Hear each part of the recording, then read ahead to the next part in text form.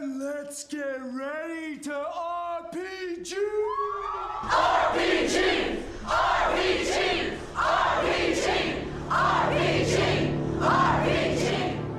Hello, everyone. Good evening. Welcome to the Knights of Last Call. My name is Derek Melinda, and I am excited to have you here tonight in a special Wednesday edition of our First Look series, because we are going to be taking a look at Cosmere RPG,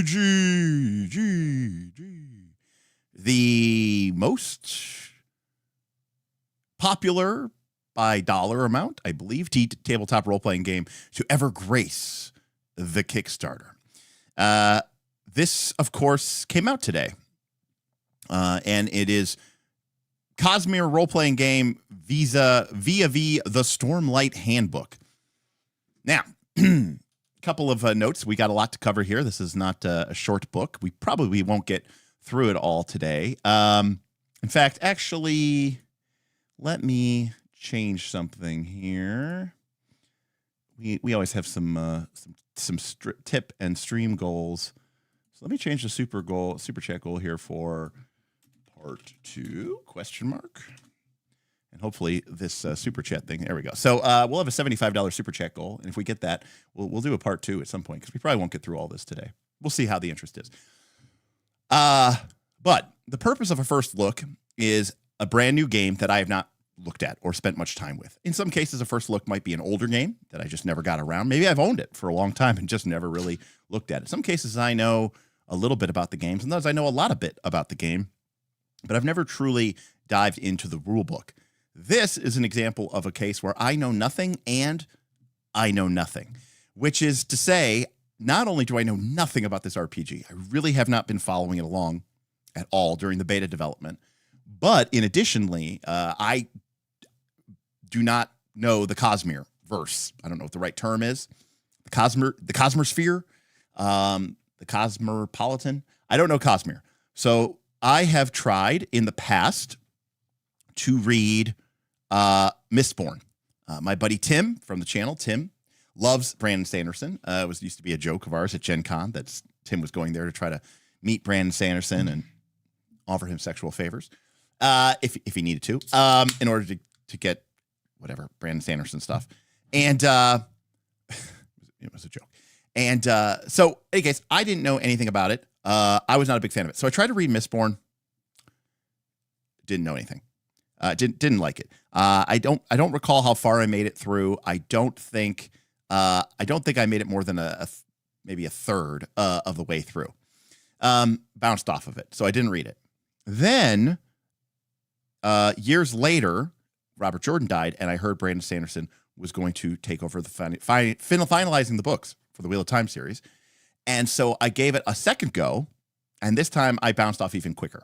So I kind of was very, being very, I was very cautious. In fact, I was actually, dare I say, downright concerned about the final. So then the books came out, and I loved them. I thought Brandon Sanderson did a fantastic job with the wrap-up of the Wheel of Time. And I'm a Robert Jordan fan. I liked his writing. I thought some of the later books of Wheel of Time were really rough. But I've read Robert Jordan stuff. I've read Robert Jordan stuff from his Conan series, from Tor, from other Tor publishings. So I liked Robert Jordan, and I thought Brandon Sanderson did a better job, I think, than maybe Robert Jordan himself could have done. I think it's hard to end a story. George R.R. Martin has sort of proven this.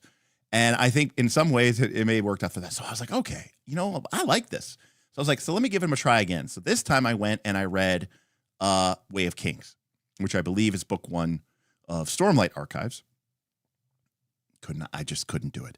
So at that point I just said, I don't know, maybe this Wheel of Time thing was a fluke. Maybe he was writing in a different style or a different voice because he was trying to emulate Robert Jordan or working off of Robert Jordan's notes.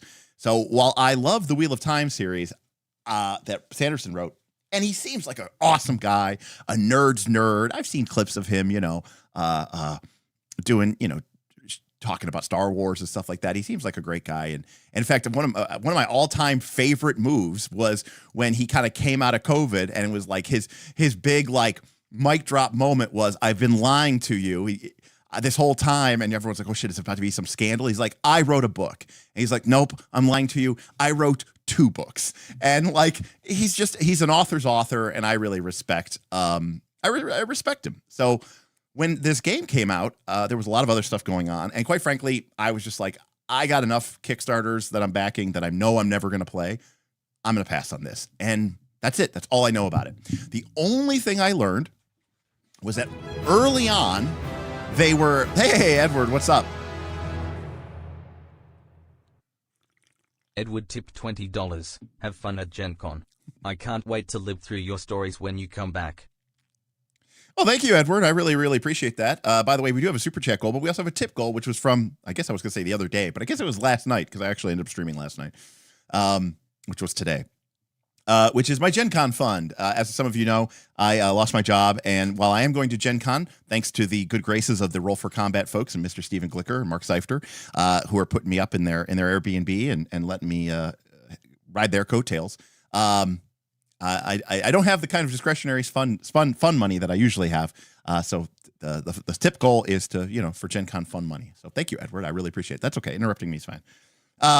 So I didn't know anything about the game except that at some point during early development, I know something came out where they made like a big sea change in development. And I know a lot of people were disappointed because they were like, it seemed like they were going just to be like, it's just 5e, like D20, roll high, 6 stats. And at that point, I'll be completely honest with you, I checked the fuck out.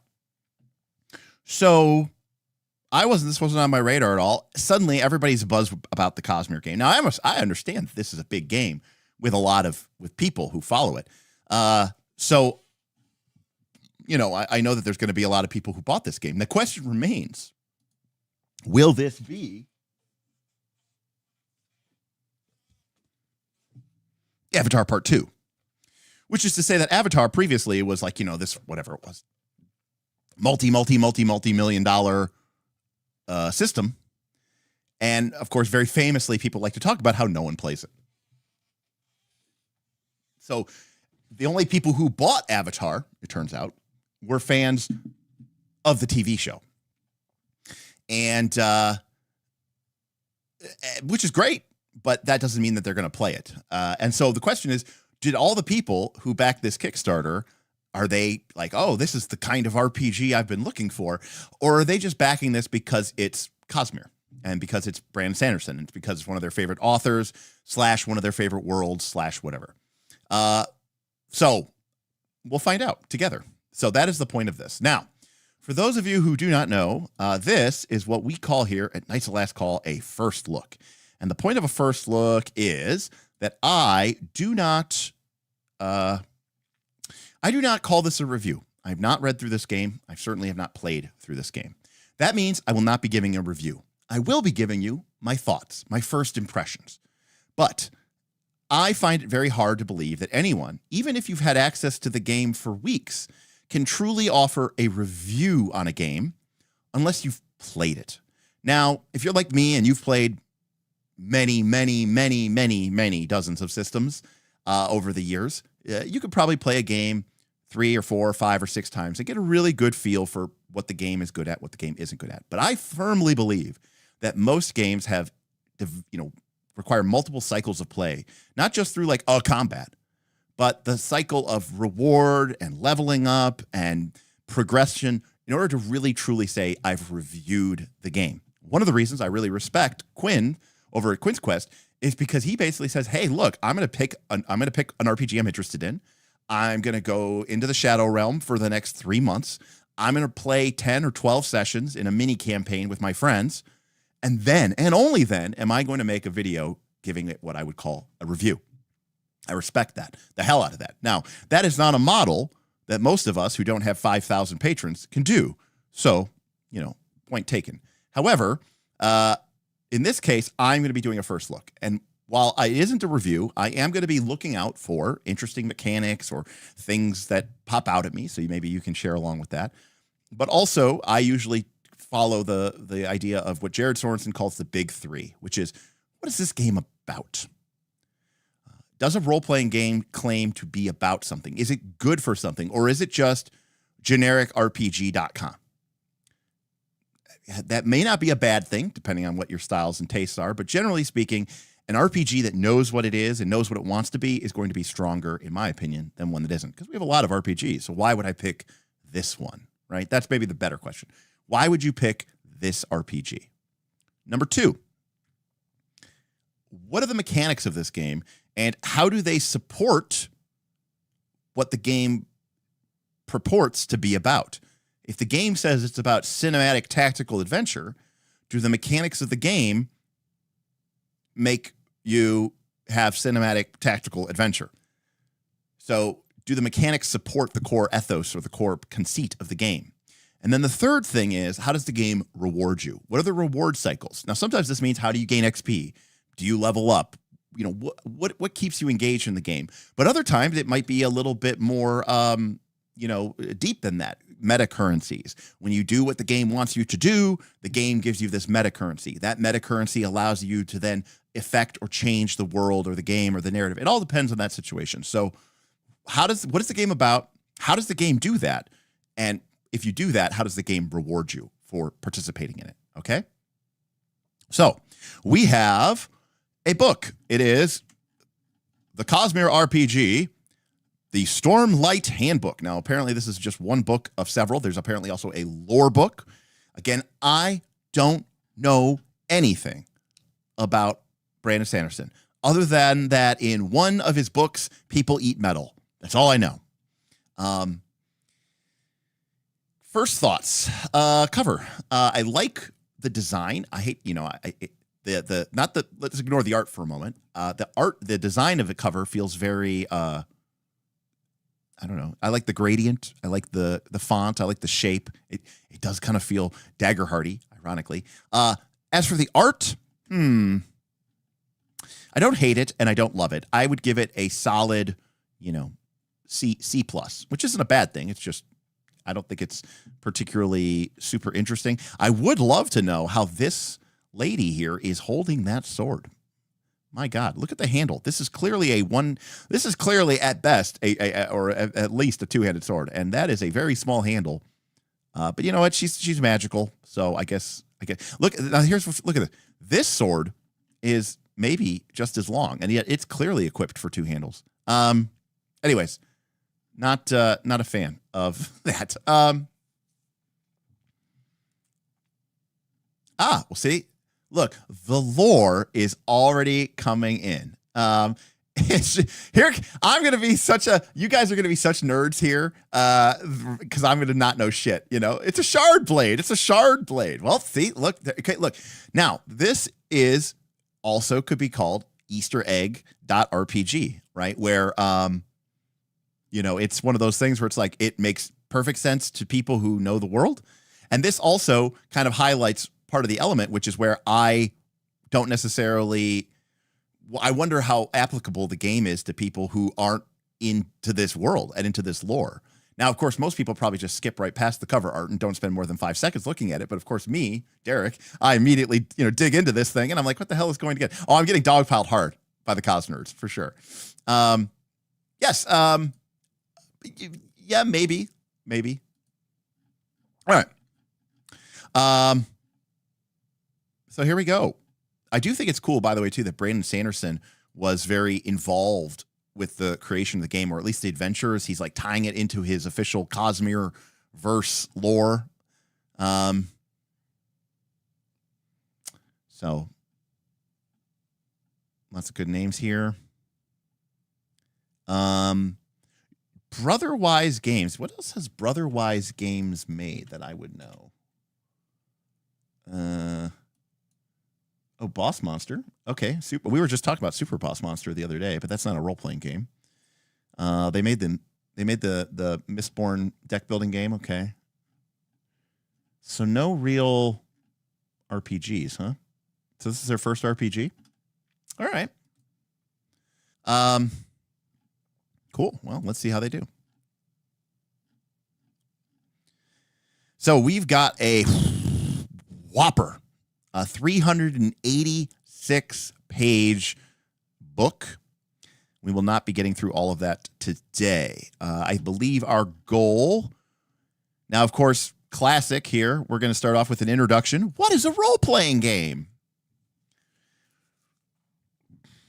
We do have some... Looks like there's some game conventions here.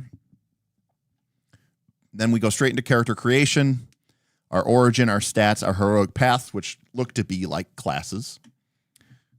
Radiant paths, which look like they're cooler and more specialized. I don't know what those are, but all right. Surges, which could be magic. Items, goals, and rewards. This is interesting. We've got like 6 pages here. I don't mind that. And then a section called adventuring. And of course, one of the funny things about adventuring is to have chapters, is especially, so just FYI, whenever I see an adventuring chapter and it's got stuff like food, water, injury, and death, I'm always like, okay, this is already leaning towards D&D like, because like that's not really what I think of when I think of adventuring. But then we have a section on combat. Variant using a grid. Okay. Combat chapter is only 12 pages long. Interesting. Okay. And then we have endeavors. Not sure what those are. Maybe it's like adventures. And then we have a game master section, which is 34, but it does not look like there's a bestiary here. So what it looks like, it's kind of a PHB GMG in one. Now, I don't really see where they explicitly explain the rules, but maybe that's what, maybe the rules are so short and simple that they're just covered right here in the beginning. So let's get into it. Oh, wait, before we go forward.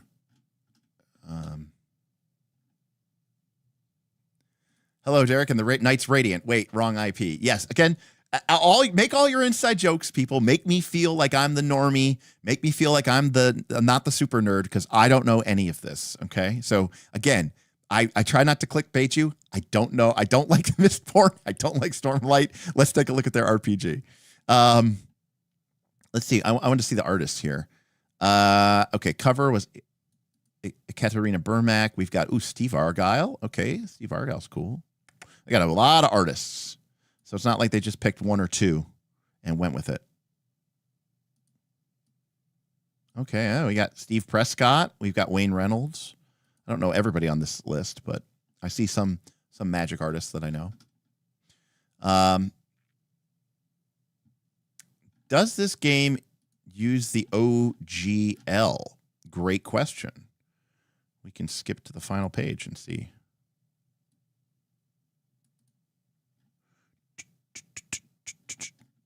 Well, I don't see the OGL logo. Here's our character sheet. Man, this character sheet looks a lot like the 5th edition character sheet. Oh, wow. This character sheet looks a lot like the 5th edition character sheet. Huh. Again, sometimes we look at the character sheet. No, I don't think it's the OGL. No, I don't see. No, no OGL. So, okay, so it's not OGL. But it looks like one.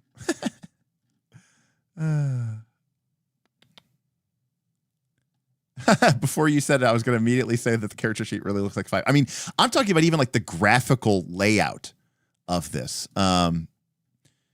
We got 3 defenses, which is interesting, right? There's sort of a 4th edition / Earth Dawn, right? Earth Dawn, you have physical, mental, social. Looks like 4 E defenses, right? You've got physical, cognitive, spiritual. So, kind of a mix there. Yeah, the font. The font is very 5, right? This font, right? This font's very 5e-like, right? So we got 6 stats: strength, dexterity, speed, intellect, intelligence, willpower, wisdom. Okay, awareness and presence. So we kind of did the thing where we split wisdom into 2 different stats. I don't hate that. A lot of times they split dexterity, but this time it looks like they split wisdom. So you have like the awareness versus the willpower. Interesting. Okay. We'll get into it, of course. We got skills. Looks like it's a skill system. Recovery dice sounds a lot like a hit dice or maybe a healing surge. I don't, lifting capacity. Like, do we really need that right here? Is this that? I don't know anything about Mistborn and I don't know anything about the Stormlight archives, but it's like, is lifting capacity one of the things that we're really worried about in these games? I don't know. Again, it's a first look, but I can definitely see where they were trying to make this as smooth of a transition for the 5e audience as possible. I'm not saying that it's a 5e clone, but they are definitely trying to,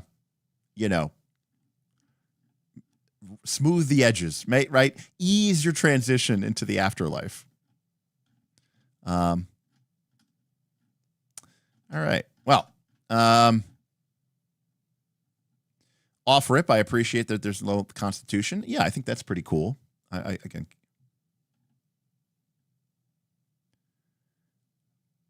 Wait. The whole world is built around lifting capacity. It's actually very important. Yes, lifting heavy objects is part of the story. Wait a second.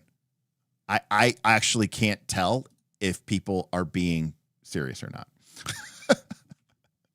You might make a joke, and I literally won't know if you're making a joke because that seems outrageous. They are very serious. Wow. Okay.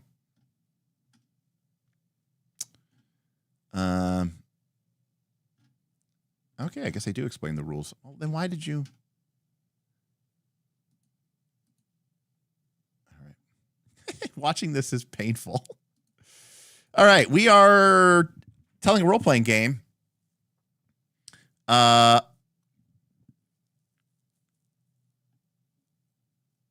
In which you and our friends tell a story in a universe of adventure and powerful investiture. This handbook provides rules for playing in the world of Roshar, the setting for the Stormlight Archive novels. So, right off rip, this is saying this is a game for playing in the world of Roshar. Full stop. So that means that, in theory, the mechanics of this game should be in service to that. Now, I don't know what the world of Roshar is, other than that I do know it is now the setting for the Stormlight Archives. In this game, we will take the roles of characters from around the world. Now, already off the base, right, like a universe of adventure and powerful investiture. As someone who doesn't know anything, I have no idea what that means. Investiture makes me think magic items, right? Like resonance or something like that. So this is definitely not a generic game. The planet Roshar, blah, blah, blah. It's a planet. This first book focuses on the Stormlight setting. The battle for the Cosmere begins here as the Knights, Radiant, and Odium's forces do stuff. Okay. Oh, thank you, Shadram, very much for that. I really appreciate that. Shadram coming in with 32 months of adventure. Shadram says, at work, so can't stay, but very excited about this game and will be watching the VOD tonight. Strengths before weakness, etc., etc., etc. Thank you, Shadram. I really appreciate that. 32 months, and yeah, hopefully it'll be interesting for you and watch. So yeah, again, we talked about how there is a world guide. I don't have the world guide. Sorry, I didn't buy the world guide. But looks like that is where it has information about the world and a wide range of NPCs. So presumably monsters and adversaries. They are going to be coming out with Mistborn books, but as written, this adventure is, or the system is for this specific world, Stormlight. All right, so we've got our introduction. We talked about this before, blah, blah, blah. A little side note here. In adapting the Stormlight archive into a tabletop role-playing game, great care was taken to remain faithful to Roshar and the Cosmere. New lore and powers described in this book are canonical, developed in close partnership with Brandon Sanderson. However, a few adjustments were made to fit the medium of this collaborative game. For example, some flexible radiant powers have been codified into specialized mechanical effects. Some words are capitalized differently for clarity, and some lore is merely hinted at, preserving surprises for new readers of the novel. Now, that is an interesting tightrope to walk, that you might play the RPG, and now that RPG doesn't want to spoil the novel for you. So, but again, this is clearly talking to the core audience, which apparently is someone who has read Brandon Sanderson, or specifically the Stormlight archives, which I am not. Okay, we got some art here. Welcome to the history. You guys will have to fill me in on this here, but it's a world. There's a lot of storms. Kingdoms are vying for supremacy. Everything here is kind of a tough badass, and turtles. The high storms carry Stormlight, which is magic. Elements and emotion become little fey things called Spren. Flame Spren, Pain Spren, Glory Spren. Got it. Even greater powers lurk in the dark places and the forgotten places. Got it. We've got a bunch of history here. This does contain significant spoilers for the Stormlight archives. People are already correcting me. Crabs, not turtles. Crabs, not turtles. Like, what are the odds that I'm going to get those two messages back to back in a stream ever? Okay, well, we'll skip the spoilers. I'm being splained. Yes.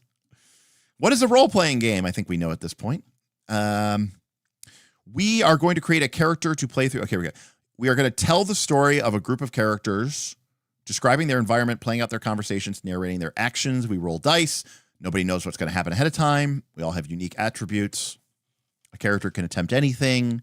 We are a party. We'll stick together. We might form bonds. We might face the forces of Odium. Yeah, okay, pretty standard here. Game master, whatever. That art doesn't really prevent that doesn't really get in. I don't really like that art. That art seems pretty lame. I'm not gonna lie. I don't know why. This piece of art seems like, I don't know, something I could get off of Fiverr. Anyways.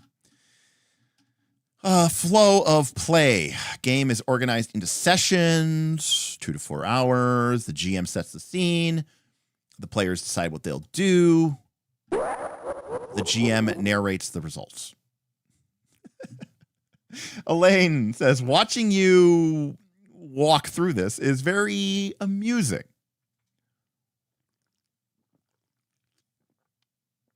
Well, Elaine, I'm here to amuse you. Entertain and educate is the goal of the Knights of Last Call. So this is basically, super trad RPG 101. As the cycle continues, it'll feel like a conversation. We go back and forth, blah, blah, blah.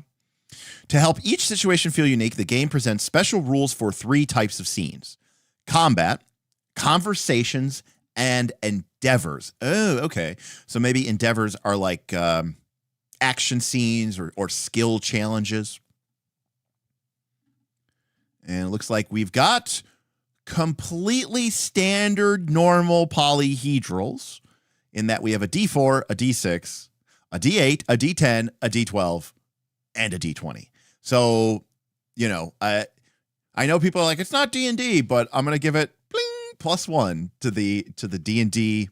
I'll say, let me create a.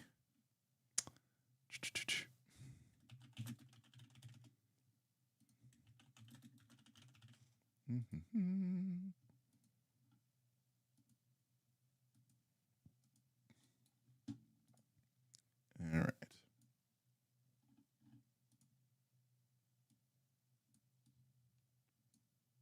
Got our D&D counter here.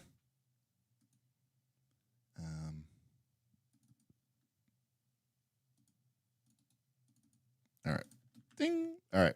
D&D counter is at 1 because we're just using polyhedral dice, and it's basically a super trade RPG. Now, we do have this weird D6. What is this die in the front? So this die looks like it's got some symbols on it. Okay, so we'll see what this does here. Okay, here we go. Dice. We need a character sheet. We need pencils and paper. The group needs at least 1 set of polyhedral dice. These dice can be found in hobby stores or online. Additionally, this game uses a unique plot die, okay, with special symbols to trigger effects during gameplay. Oh, okay. Hold on a sec. Let's see here. Got to create a new one here. Bloop. All right. So we've got D&D and we've got not D&D. All right. So our not D&D counter just went up by 1 because that is cool. That's a special thing here. That is definitely not D&D.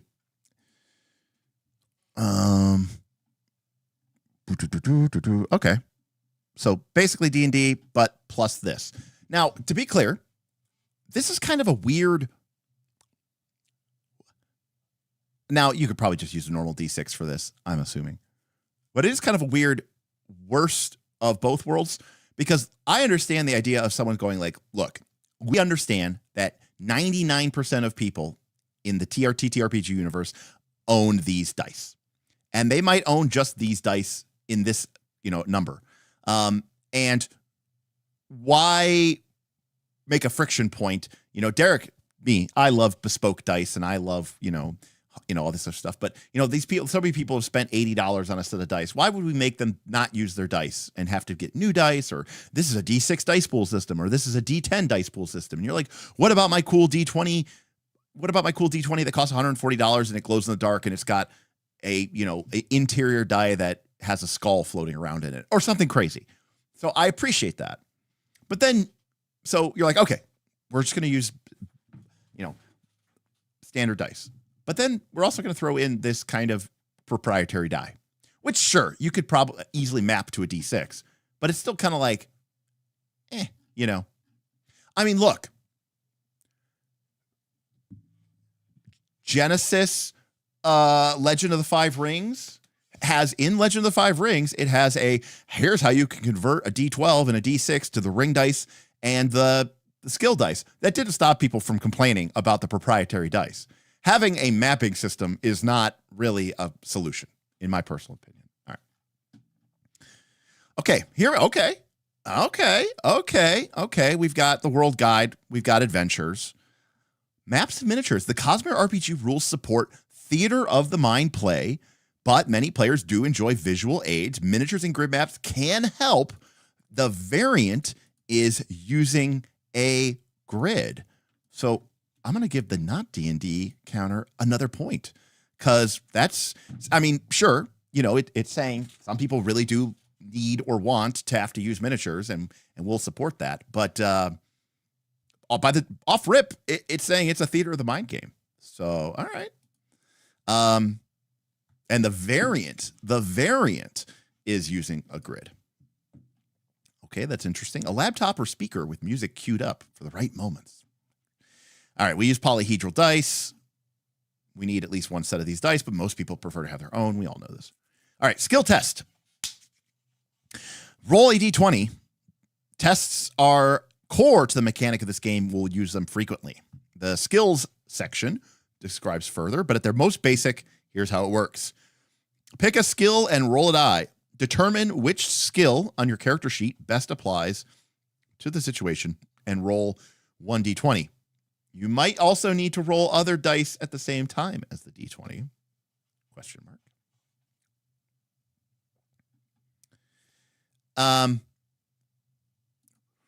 We will see, Aaron, when we get to the rules, because I might have to take away that point. It depends on how the game handles things like range and movement. If it says this is a theater of the mind game, but everything's broken down in like 15-foot and 25-foot increments, I'm going to call bullshit. So while D&D says it's a theater of the mind game, the fact that everything is expressed in ranges and there's weird AoEs like cones and bursts, it's not really a theater of the mind game. Correct, John. If it's in feet, it's not theater of the mind. That's or meters. Yeah, I'm going to agree with that. So that could be taken away. Next, we add our skill modifier. The number next to each skill on your character sheet is your skill modifier, reflecting how good you are with that skill. Add it to your D20 roll. Add some penalties or remove penalties. Compare it to a DC. If you beat or exceed it, then you succeed at your task. Well, that is exactly D&D. So we're going to go up on the D&D counter for that. However, resolve the results of success as failure, as well as any side effects triggered by your abilities or the plot die, as described in the plot die section. Now, sounds like you don't always roll this die. Here we go. Some tests require roll adding additional dice. Plot die. Okay. On especially important rolls, the GM might have you add the plot die to introduce opportunities or complications to the story. Interesting. Primal Fire says, Brotherwise says roughly 1/3 of the rolls will use the plot die. That's a very oddly specific number, because like, how do you know how many dice rolls are not going to be? I'm going to agree with Levi here and say might is a little weird. I mean, I'm going to give this a not D&D point, but at the same time, I am wondering about this. Okay. Advantage dice. Yeah. Okay. So advantage and advantage is sounds like it's just D&D advantage and disadvantage. And then damage dice. You roll damage dice. You add one or more damage dice to your test. So technically you're adding it to the dice roll. Interesting. We'll have to get into the chapter.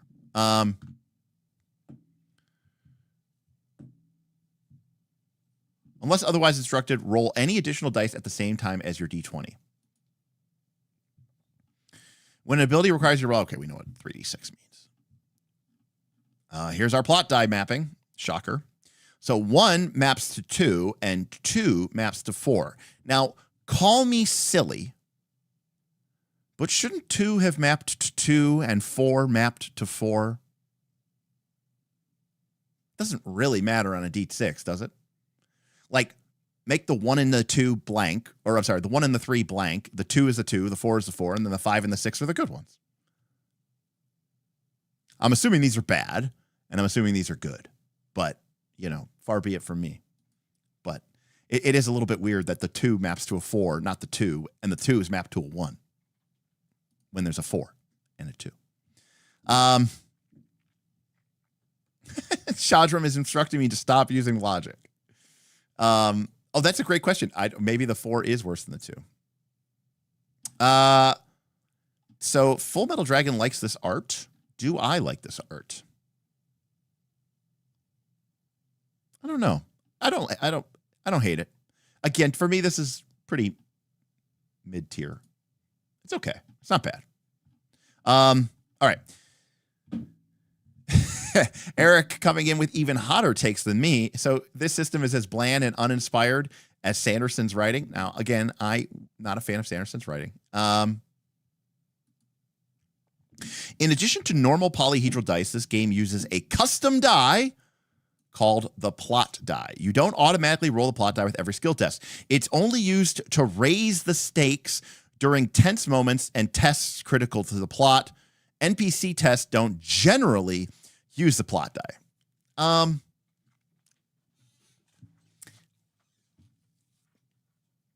My initial intake to this is, why are we making a roll if the roll isn't tense and it doesn't matter to the plot? So, right? It's like, okay, we're in a situation. It's not tense at all. It's as calm as it could be. And this test, it's not important at all to the plot. So, no plot die. Well, then why are we rolling? Right? That's the reason why like my alarm bells went off when I read that. Beowulf says because it's a D20 game. It's so funny how you guys are all thinking the same thing. Look at this. Everybody's saying the same thing. John, Sebastian, Beowulf. It's so funny. Fermi says, roll perception. Okay. You don't see anything. Continue. Right. You are a part of the cult, John. Again, I'm not 100% sure how I feel about this, but no, I have no hate. I think Sanderson saved my favorite, after Wheel of Time. I'm sorry, after Le Guin's Earthsea, after Tolkien's Lord of the Rings and Silmarillion and Legendarium, Wheel of Time is my favorite novel fantasy series of all time. And I think Sanderson, not only did he save it, I think he saved it. And so he has nothing but love from me. I don't hate on Sanderson at all. And I think the guy is awesome. Like, I think he's a nerd's nerd. He's legit. He's caring. He's interested. He seems like he's great with his fans. Again, during the COVID, when he dropped that, like, I've been lying to you all, and I'm so sorry. I wrote a book. Actually, I've been lying to you. I wrote 2. That was like one of the coolest videos of all time. And then he went and like immediately sold like $20 million worth of books. I mean, the guy's legit. And compared to other famous quote fantasy writers, yeah, the guy is about as prolific as one can be. All right. So when you roll the plot die, it might add. So here's the best part. I know if it seems like I'm being pedantic on it, it's because obviously this is something that really stands out. Because this is something very different than a standard D20. Calderiac tipped $3. Make a climbing check. With a plot die? No, this isn't that important. We just need to know if you fail and fall down. What are we even doing here? Right. What are Derek 2025 probably. Right. That Cal, absolutely. Hey, we're making a climb check. Is this an important climb check? No. Well, then why are we making the climb check? Just make it. It's not the plot die. But here's the best part. Let's say that we accept that we're going to be rolling a lot of checks unnecessarily. And then here's the worst part. So we might make a check that matters. And if we make a check that matters, it might cause a situation or a problem because a third of the results are blank. They don't do anything. So this is a lot of structure, like, well, we might make a die roll that's important, and because it's important, it might get complicated, or it won't be. The blanks are neutral; they do nothing. We'll find out, but I'm assuming that they are. Let's see here, because it says when you roll the dice, the result might add a bonus to your test, but it can also result in unforeseen opportunities. The plot die has 6 sides, 2 of which are blank. Another 2 have the opportunity symbol, and the final 2 sides have a complication symbol. That's that little explosion, red explosion. If you don't own this game's custom plot die, you can instead use a normal D6 and plot it. Note that 1 and 2 are the worst results, though they offset the complication by granting a bonus to that test. Okay. The bonus is equal to the number shown on the complication symbol, which is double the number rolled on a normal D6. So that's how they got the math of it. So 1 and a 2 make a complication, but they add +2 to your roll and +4 to your roll. But it looks like the complication is the same, right? It's just either complication or opportunity. But if you roll a 2 instead of a 1, you get +4 to your roll instead of a +2 to your roll. Okay. When the character is about to make an important skill test, the GM can emphasize this by raising the stakes. When the stakes are raised, roll the plot die at the same time as you roll your D20 for the test. The GM might raise the stakes to emphasize something like tests that directly contribute to the current mission, tests that play directly to your character's purpose, obstacle, or goals, or other tests with high tension or dramatic importance as determined by the GM. The tests can only be raised once per test, and they can't be raised after the D20 has already been rolled. So the player doesn't choose to raise the stakes. The GM chooses to raise the stakes. I don't know why, but that feels backwards to me. I feel like maybe it's just my RPG brain, but I'm like, I feel like this is the type of thing that like a player would do, like, you know, almost like a push mechanic, right? Like, I want to raise the stakes. This is an important skill check to me, right? Does that make some sense? I don't know. Oh, here we go. Okay. When you roll the plot die with the test, the effect depends on your roll. You either roll an opportunity, a complication, or a blank. If you roll a blank, nothing happens, and you resolve the test as normal. So a blank is truly a blank. Okay, raising the stakes yourself. Some abilities give your character the ability to raise the stakes yourself, though you can only do so if the GM hasn't already raised the stakes. Even if you don't have one of those abilities, you might think a test is worthy of raising the stakes.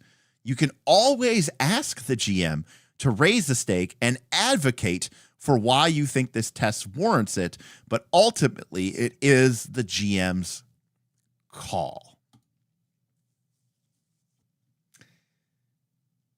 I don't think I like that. EU Arta kind of hits the nail on the head here. There's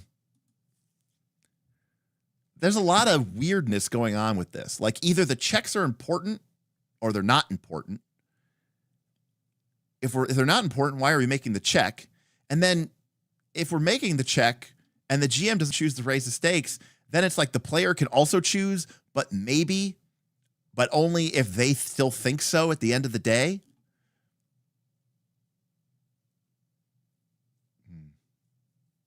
I don't know. This isn't about playing with the GM that you like or trust. It's about, I don't know. I don't like that the GM has so much agency over the final decision about what's important to your character. That's what I don't like.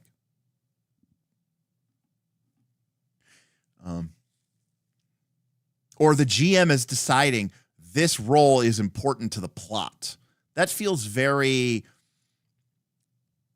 There's a weird... Yeah, John, I would call it a power imbalance. But again, that might be what the game is going for. I don't know. It's also very strange. Add another point. No, this add another point to D&D. I don't know. Do the GMs have that kind of power? You know.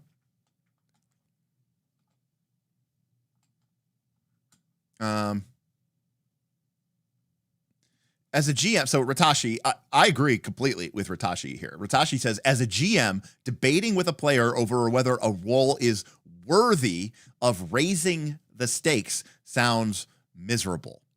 Yeah, I don't know. And by the way, I like table talk to a certain degree, but getting into a situation about whether or not this role is important or not feels very counterproductive. It just seems very strange here. Mike says the plot die is just a way to map the piezo crit success, regular success, fail, crit, fail scale using 2 dice and narrative language. Potentially, yeah. And then also, by the way, we could go through this whole conversation about whether or not this die roll is important and whether or not this is a moment where we should be raising the stakes. And a third of the time, it's just going to turn out that the die rolled a blank and nothing mattered.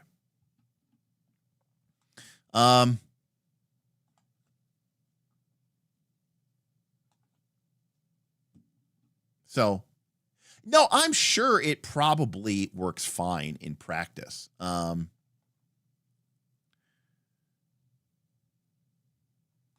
Vin, who, by the way, is a Sanderson fan, says, GMs ultimately decide what matters to the campaign's plot, which is how the plot die should have been framed from the beginning. Muddying it with importance breaks things, which, yeah, I could kind of see that. Yeah. But again, I don't feel like we should be making a test if it's not important. And if it's important, why are there blanks? Mark, I completely agree with you. All right, so let's see what these things actually do. When you make a test, opportunities and complications represent beneficial or detrimental side effects related to what happens during that test. These narrative tools add interesting wrinkles to the story as it unfolds. Okay, so I don't hate that. And this is certainly a very not D&D thing, right? Because now we're getting into like mixed success or failure with an opportunity. So I like that. Your test can gain an opportunity or a complication when you roll the plot die, when an ability grants it, or if you roll a 20 or a 1. Okay, interesting. So basically, an opportunity is equivalent to rolling a 20. So it's like a crit, kind of. All right. When you gain an opportunity, this applies a beneficial effect to the outcome of your current test, regardless of whether it succeeds or fails. You can spend, apparently it's in parentheses, quotations, because you're not really spending it, to do the following. Aid an ally. Wait a second. Thanks to your actions, the next test made by an ally of your choice gains an advantage. Collect yourself. Recover 1 focus. Critically hit. You can change a hit into a critical hit. You can only use this effect on attack tests. But to be clear, remember, we also get an opportunity when we roll a 20. So basically, one of the options that you get when you roll a 20 is to do a critical hit. So this is very, very traditional. But here's the other thing. Oh, okay. I was about to say, what does this have to do with an important of the story? These are all just like very procedural, mechanical effects. And here we go. Influencing the narrative. So I'm gonna give that a D&D counter. But then we get this, which is definitely not D&D. Your actions result in a positive narrative effect of your choice, which the GM must approve. For example, you might be trying to rough up a Ghostblood agent. If you fail on your ultimate goal, but roll an opportunity on that test, you and your GM might decide you managed to pick the agent's pocket while you had your hands in them. So this is very much, failure with success, failure with an opportunity, right? Mixed success, you might call it. Some abilities provide additional ways that you can spend an opportunity. If an opportunity says you can spend an opportunity, if an ability says you can spend an opportunity to trigger a special effect, but you don't roll an opportunity, you can't use that special effect. Now, what this means, though, is that if you don't have this plot die and you have an ability that lets you spend an opportunity, you're only going to be able to do that when you roll a 20. It's kind of rough. So Raj doesn't like the idea of losing my crit to influence the narrative. I was hoping for my rolls to influence the narrative naturally. Avison, it does not look like you can bank opportunity at all. Vids says having the value of each roll hanging on whether the plot dictates its importance feels very disconnected. This game seems to be similar to playing down a fixed quest line. And Full Metal Dragon says, I already see house ruling around the plot die. Interesting.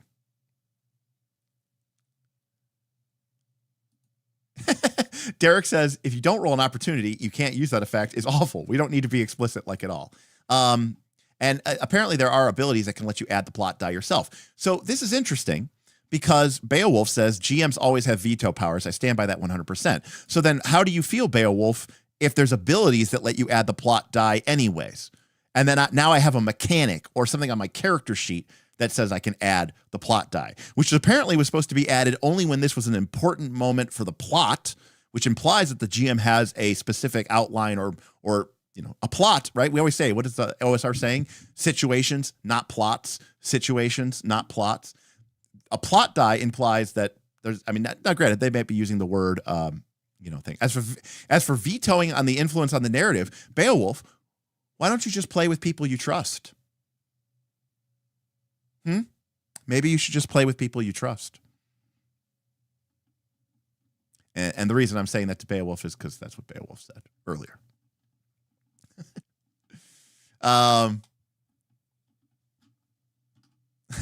Ooh, burn. Beowulf says, have you met players? Maybe you should be playing with better players. I kind of agree with Guts here. Guts. I feel like they were too scared to make an actual rule here. Vin says Beowulf deserved that. I mean, that's my thought process. Why am I so special? I'm not. I trust my players and let them go ham. I don't know. Anyways, I do like this mechanic. I just think that the way that they're implementing it seems a little bit kludgy. Facing a complication. All right. When you gain a complication, it applies a negative side effect, regardless of how it comes out. The GM should spend this complication to choose one of the following effects. Hinder an ally. Your actions have unforeseen repercussions. The next test taken by a PC gains a disadvantage. You lose a focus. Influence the narrative. Your actions result in a narrative drawback of the GM's choice. For example, you might be trying to deceive a guard into thinking you're an important foreign emissary. If you succeed on your ultimate goal, but roll a complication on that test, your GM might decide your deception works so well that the guard insists on escorting you to their commander. Now, I'm going to put on my trad hat here for a minute, and I'm going to advocate on behalf of the self-confessed cynic. So wait a second. So if I, as the GM, if I ask for this roll and my players don't roll the plot die, or I don't roll the plot die, or we roll a blank, does that mean that if the player succeeds, I can't have the guard try to escort them? Because they're going to say, but GM, we didn't roll a complication. Why is this guard complicating our situation? We succeeded. We didn't succeed with a complication. Doesn't this mean that I can't just GM the way I want to GM now? Does this mean that if I want to create success with a complication, I have to add the plot die and I have to roll the 1/3 chance of adding a complication? That's me putting on my Vin trad hat.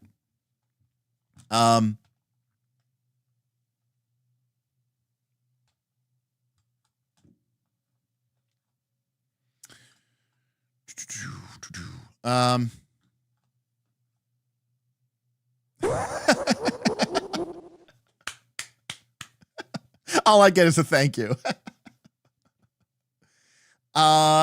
Well, I mean, Andrew, there's definitely some problems with Daggerheart for sure.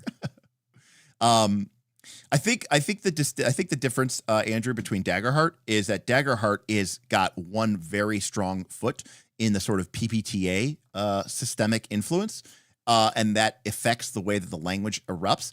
This game feels like it's more trad, but it's adding these sort of quasi-narrative elements, and that can create a very dangerous space. It's not that I don't think it's that people are negative. It's just a question of how well do these elements, are these elements at odds with one another, and how well are they going to sort of, index against each other? Right. No wrecking landing gear without a complication, Derek. Right. I didn't roll a complication. Can't wreck landing gear. There's also a lot of passive language. Should, might, maybe, which isn't necessarily a bad thing.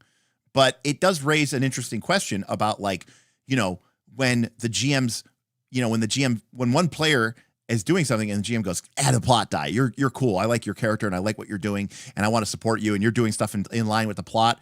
Now, like if we're talking about the plot die as a way for the GM to reward players for behavior in a certain fashion, I mean, it's a very nefarious and evil mustachy twirly way, but I don't hate it. But again, I mean, that's kind of a very strange philosophy. Arta says, so far I feel like these narrative elements are tacked onto a strat D20 without a strongly thought. Yeah, it's kind of where I'm at, but again, we'll see where we get to. So Beowulf is enjoying this 1,000% more than Daggerheart. And Vin says I should co-sign everything with Trad Derek. Read the better Derek said. Let's see here. Full Metal Dragon, I agree. Passive language can lead to complications. And Level 2 says Daggerheart came off as more, confident. I mean, Beowulf, if we're talking about house rules and we're on page 7, what are we talking about that? It's kind of crazy. All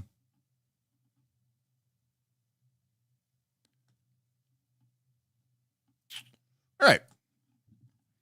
True to its name, a complication can complicate a situation, but it can also help your test results. When you gain a complication from rolling the plot die, it also adds a bonus. So if you roll the complication, you add +2 or +4. So you are more likely to succeed on your DC if you have a complication, which is interesting. So truly, the blank is the worst of the results, because at least with the complication, you're getting a nice bonus of +2 or +4. And obviously with the opportunity, you're getting a free critical hit, or you're getting to recover some of your resources. But it's interesting that the complication gives you a bonus. So that's very narrative keyed, and that's very much not like D&D. So I'm going to give it another point to not D&D. In addition to the plot die, we can also gain opportunities and complications from a very low or high range. If we roll a nat 20, that is an opportunity. Oh, no, it's an opportunity range. Okay, I stand corrected. By default, this is nat 20, but it looks like that can change.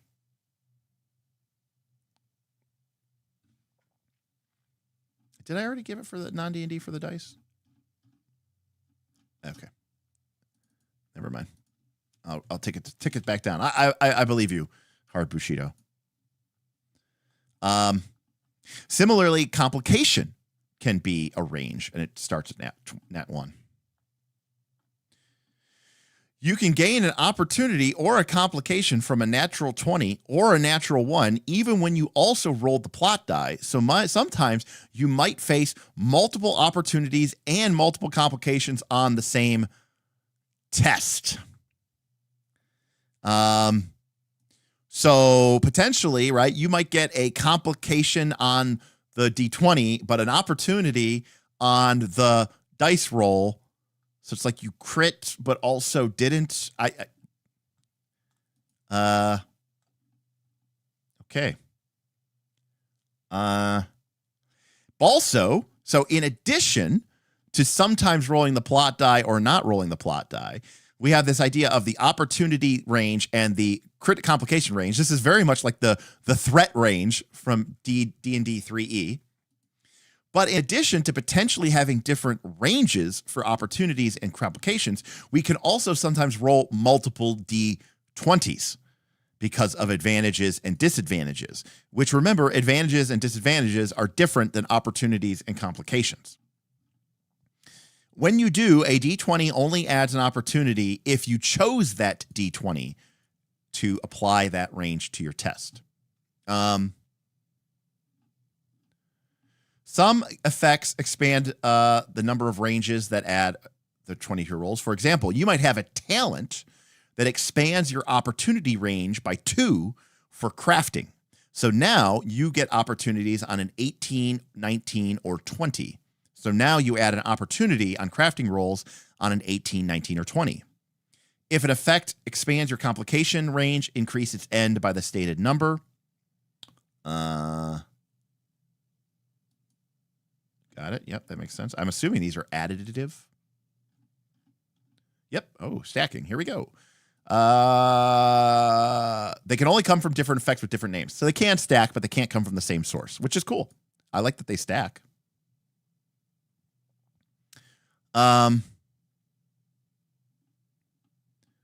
Lastly,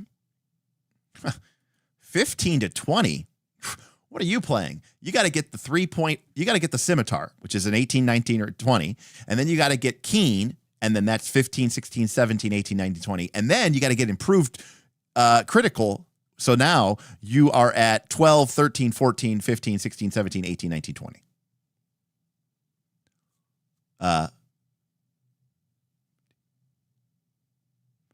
Where'd you get 11 from?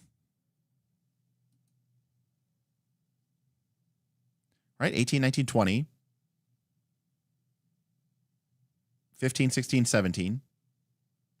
12, 13, 14. I think it's 12 to 20. Not 11 to 20. They did in 3.0. That's the deal, Mr. Kiko. They did in 3.0.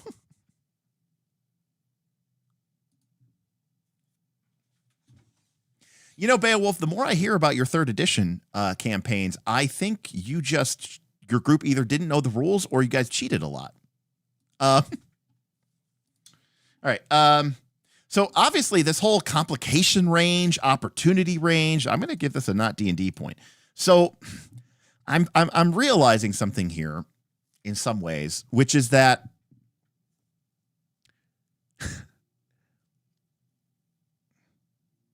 I may be realizing something here.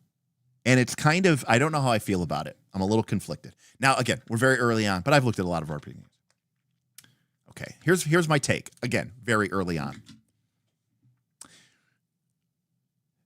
I think this game, yeah, sorry, you're right. It should be.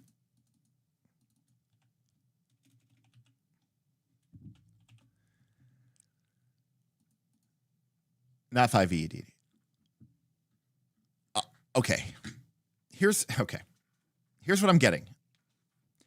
I think this game and Daggerheart are trying to be the same game. And whereas Daggerheart was like, hey, you know what we're going to use? We're going to use cards and shit that's going to make people think it's a board game and bitch about how it's like 4th edition D&D or that it's like a fucking, Settlers of Catan. And then they also use PBTA language, like hard moves and soft moves, shit that people like Vin and the Worlds have ranted about forever and just shit on because they're like, it's not what I know and it's, terrible. And, they got rid of.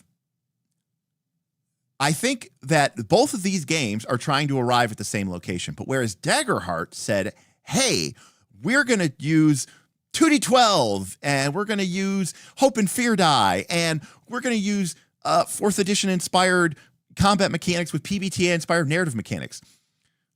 I think Cosmere said, you can lead a horse to water, but you can't make it drink. But it sure is a lot easier if you drag the horse to the water first. I think this is kind of a poison pill. I think they are trying to hide a narrative game with 5e mechanics. And it's not 5e, actually. And I think they're trying to pull one over on folks.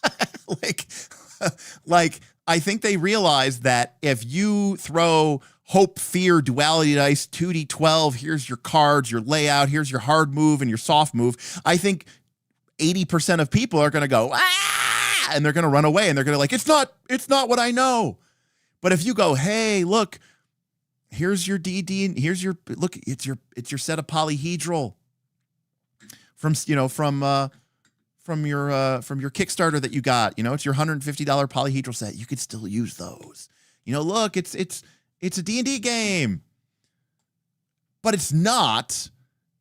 And it's kind of nefarious, it's insidious. All right, well, let's keep going on here. because we get actions. We get 2 or 3. These can allow you to do more than one thing on your turn. 2 or 3. 2 or 3. Maybe. I mean, it's kind of Pathfinder-esque, right? But maybe there's like if your character's like fast or something. Some games do that. Shadow of the Demon Lord does that, right? Like if you go before the enemy, you get 2 like some games break it down so it's like players, enemy, players. And like if you go in the first group, you get 2. If you go, then the monsters always go. And then if you go after the monsters, you get 3.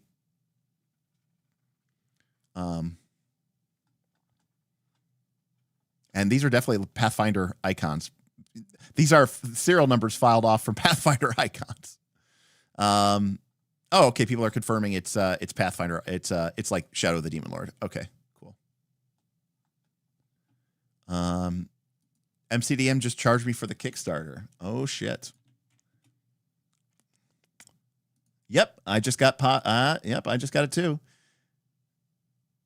We have successfully charged blank blank blank to the credit card you provided for the balance owed on your survey. Oh, hot damn! What a day. Reactions. We get a reaction, and we get a free action. Wow. Okay, so this is very trad facing. It's okay, Cosmere. You can come out of the narrative closet.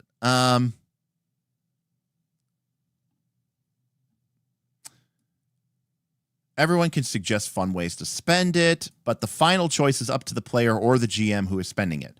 Except it's not up to the player, it's up to the GM, assuming their presumption. If you spend an opportunity and choose to influence the narrative, the GM's final say if your proposed narrative effective possible. If it doesn't approve, you can work together to propose a narrative effect. Let me be clear here. One of my biggest complaints about 5th edition D&D is it doesn't have fun, cool, narrative complications and narrative opportunities. So I'm a big fan of this plot die thing. In fact, my only complaint about the plot die is I don't like that a third of the time it's blank. Like, man, if I'm rolling the plot die, let's do something. Let's complicate the game. Let's add opportunities. Let's mix it up. Let's mash it up. I don't need a blank. All right, man, this is like a lot of, they're really highlighting this here. Right. The final choice is in the player's hands, except for the GM. I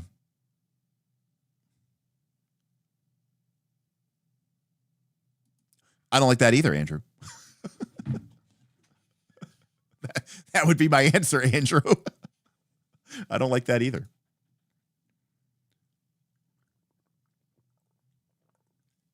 It's not different, and I don't really like it in Fabula either. It's one of those weird things, I guess, where it's strange to me. Like, can we all agree? No, the plot die is awesome. I actually like the plot die. That's actually really cool. Okay. But can we all agree with something here? It's very strange. When you get an opportunity, this is like a kind of a side tangent, right? We can aid an ally. We can collect ourselves. We can deal a critical hit. I'm assuming it's, double damage or max damage plus roll, or we can influence the narrative. Do we all agree that you don't need the GM's permission to do these things?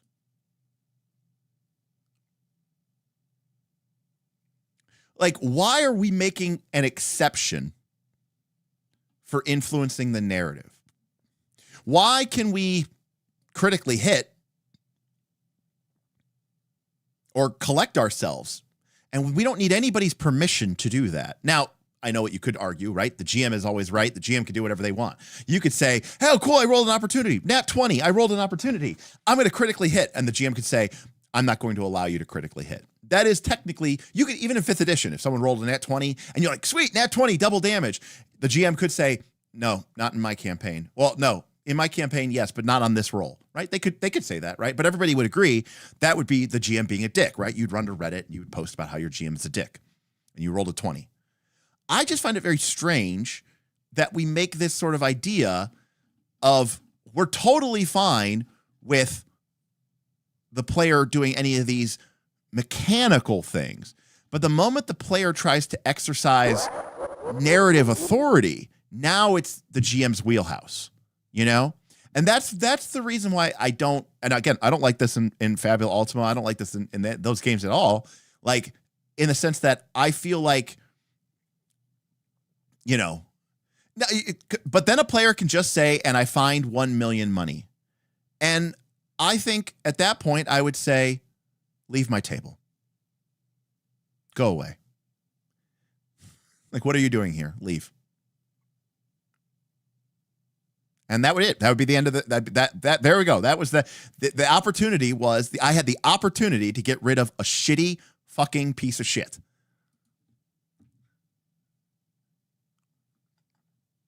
So, hey, Equinor, hope to see you at Gen Con. I hope to see you at Gen Con too. Yeah, I'll be wearing my Night's Last Call shirt. You know, if you see me, stop on by, hang out. Stop by, say hi. I'll be at the Roll for Combat booth at least a couple times throughout the con for a couple hours. Oh, I'm not vetoing their action, Beowulf. It'll happen. And then I'll just ask the person not to play with me. So, anyways, I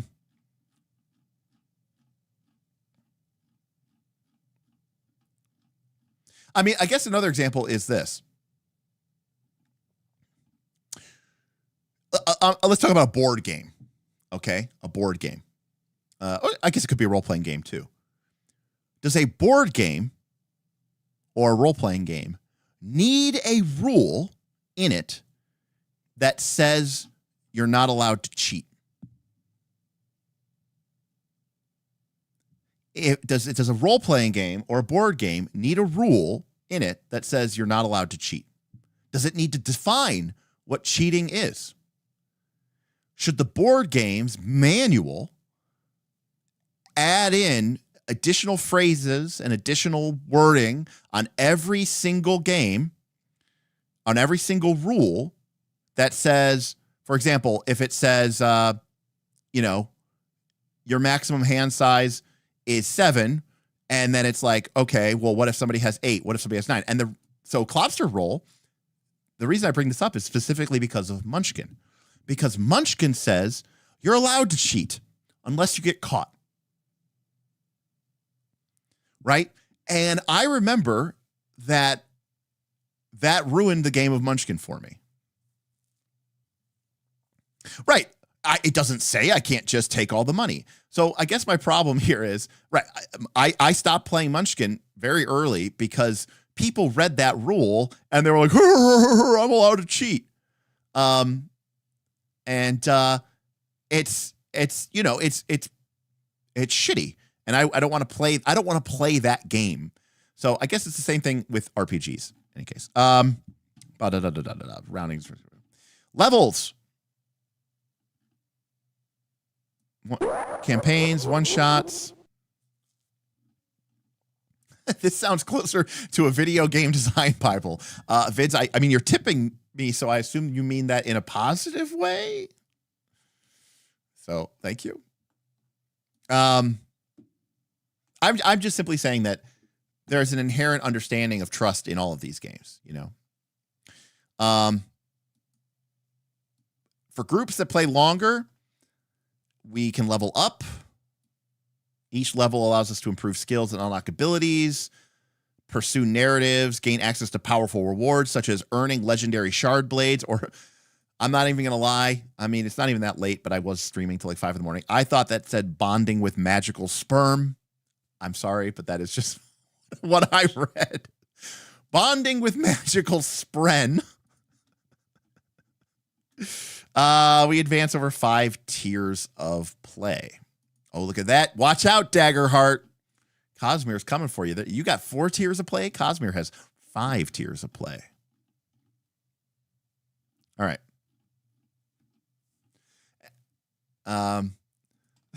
Self-confess says, spren has always been a weird word. Sperm spren are probably a thing. Ooh, Hard Bushido coming in with the spoilers. There is no max level. All right, here's an example of play. Under the broken layers of creme. Is that a word? Is that like a word I don't know?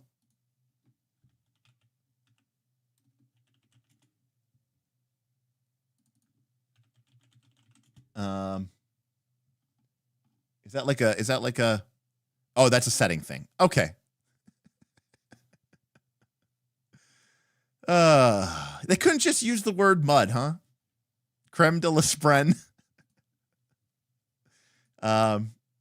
Oh, look at this little lore drop here from Roll for Combat. Fun fact, the Eldamon are based on the spren. Oh, of course, it's magic mud. Got it. An anticipation spren whips at the air as you approach the spot.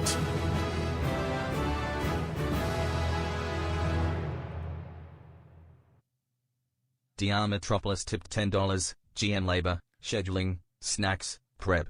It's invisible work that gets taken for granted. You are allowed to have boundaries for what kind of story you're excited to tell or sustain. Saying I don't want that outcome narratively seems fair. Yes, Dr. Metropolis, although personally I don't think that the GM should be providing food. I think that the other people should have provide those things and should take care of the burdens. I just have a very different philosophy than I think most people. I mean, I appreciate the tip, but I don't know. I don't think my ideas are better than other people's ideas. Okay, let me actually back this up.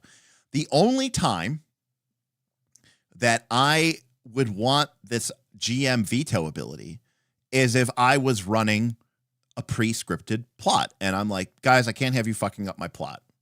I need to, if you do something that's going to create a problem for my vision of the world or my needs of the adventure, I can't have you changing that. So I need to override it. But I don't like to do that. So that's why I don't like to do that. Now, the second problem, which is I wish for 1 million gold or narratively the king gives me, all of the things. That I don't worry about that because I just don't play with horrible, terrible people. I mean, somebody might say that as a joke, but they don't actually mean that. So we have an example of play here, which looks pretty extensive. So let's take a look here. There's an example here of plot of a die roll here.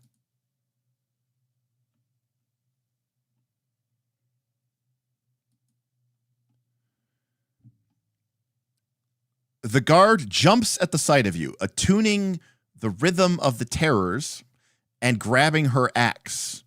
Test persuasion and raise the stakes. Quick poll. Are we actually going to use that language? I mean, I realize that that's the mechanic, but I guess that's what we're going to have to say in the game while we're playing it. We have to say, raise the stakes. Are you actually going to say, raise the stakes? And do we like saying that, or do we feel silly saying that?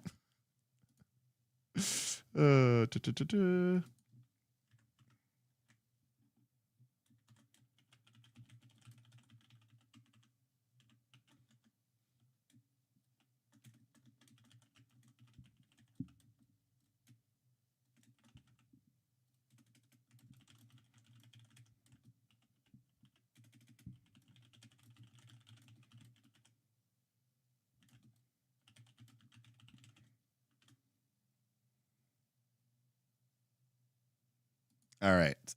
Poll is up.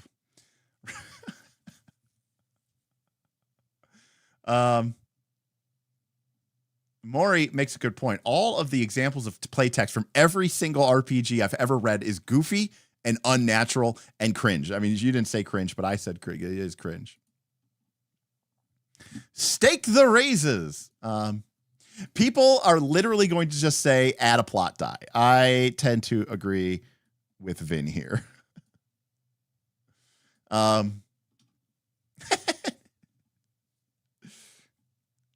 right. So for some odd reason, the guard talking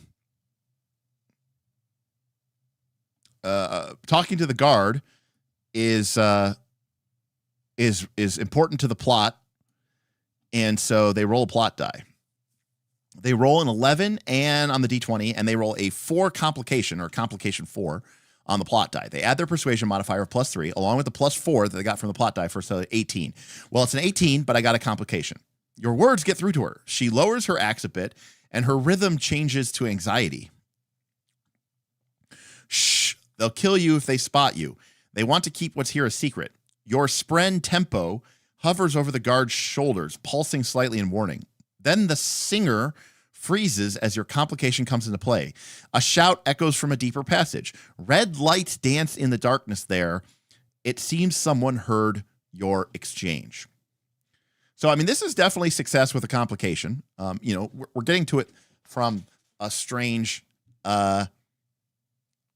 place. I will say I have no idea what I just read. And I feel like I would be unable to play this game simply because I have no idea what any of these words mean. Oh, singer's a race. I thought it was maybe like a bard.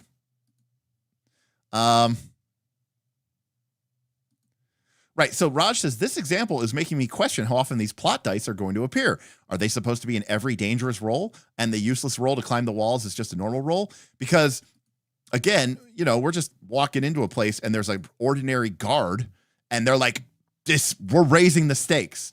Really? That's a raising the stakes moment? I mean, I get it. It's an example of play, but I do think it was written for the cause nerds. I mean, to be fair, John, Planescape was a massive failure and arguably hastened the demise of TSR. So there is that. All right. Well, it's tied. I'm not saying that. It's awesome. And then with the leading vote is I'll figure something else out. Perfect. Yeah, it's kind of cool. It's like I'm reading a different language that I don't speak, but you guys all understand. All right. I like this person. That's cool art. This person in the back. I'm not vibing with these people as much.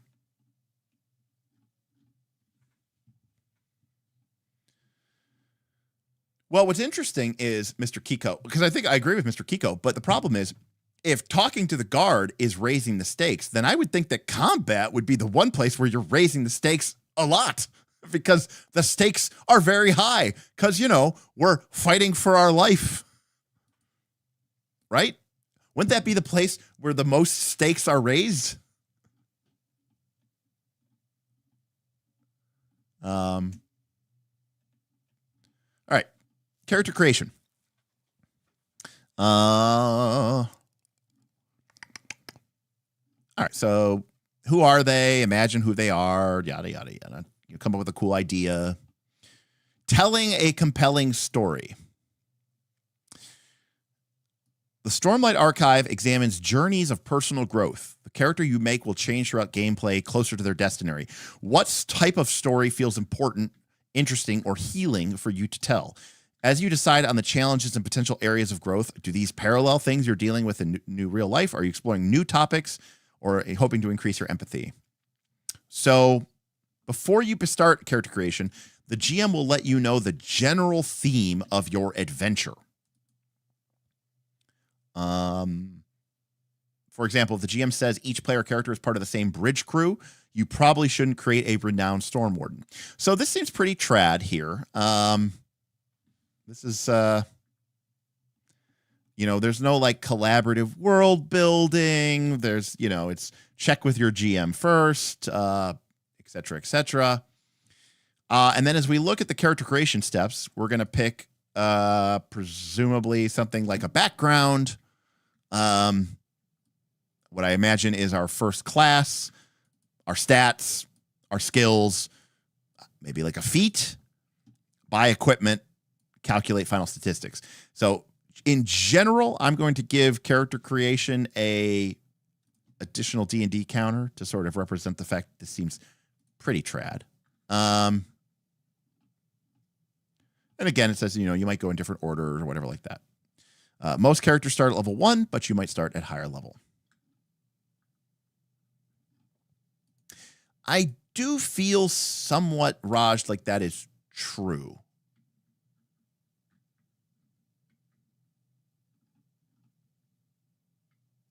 Also, that might be true too. Collaborative world building in an IP-based game might be really difficult because you might have somebody like me in your game, and I go, "Oh yeah," and that's when a cataclysm happened, and half the world's population got wiped out, and then somebody goes, "No, that's not what happened, though." Like in the game.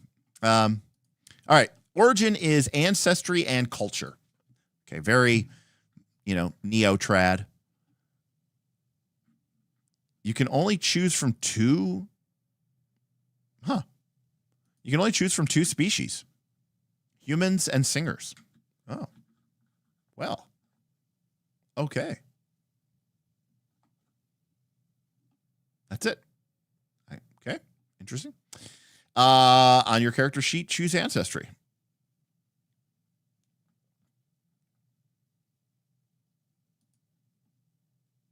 And then write it. Then choose your culture. These represent your cultural expertise that grant you languages, knowledges, and maybe your perspectives. Okay, so we'll choose 2 cultural experiences. And then we choose a name.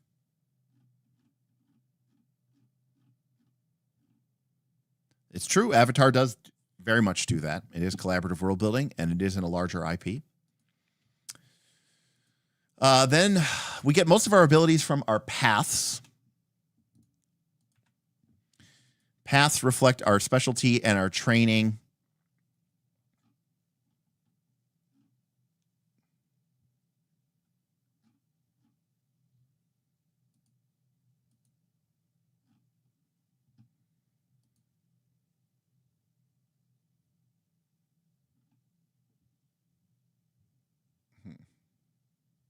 You begin with a heroic path that grants you mundane abilities, but as you gain levels, you might choose a radiant path and begin wielding Stormlight. So this is like a prestige class, kind of.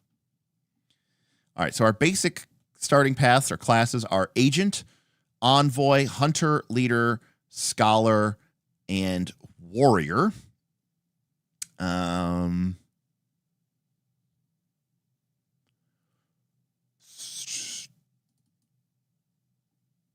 Okay. So we've kind of got a charisma, dexterity,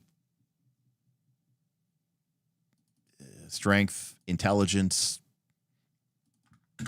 I don't know. Something like that. It's not quite the 5e. All right, this is different. This is definitely not D&D in that respect.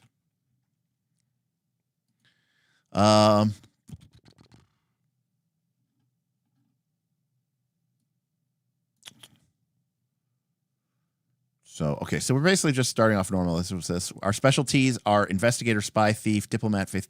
Are these character classes? And then we get a key talent that is associated with our thing. Okay, they're subclasses. All right, that gets a D&D counter for sure.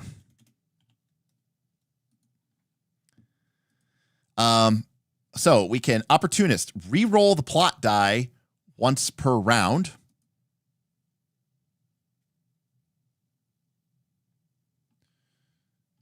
Yes, okay, you're right. There's not a class. It's a heroic path.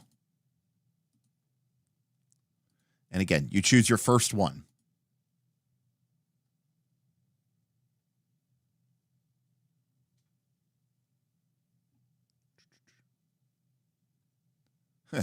Path equals class, specialties equals subclass, radiant path equals a gestalt class you can change on a long rest.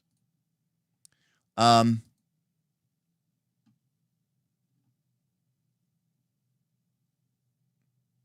Andrew, isn't that just multi-classing? I mean, that's how multi-classing I think works in 5e, right?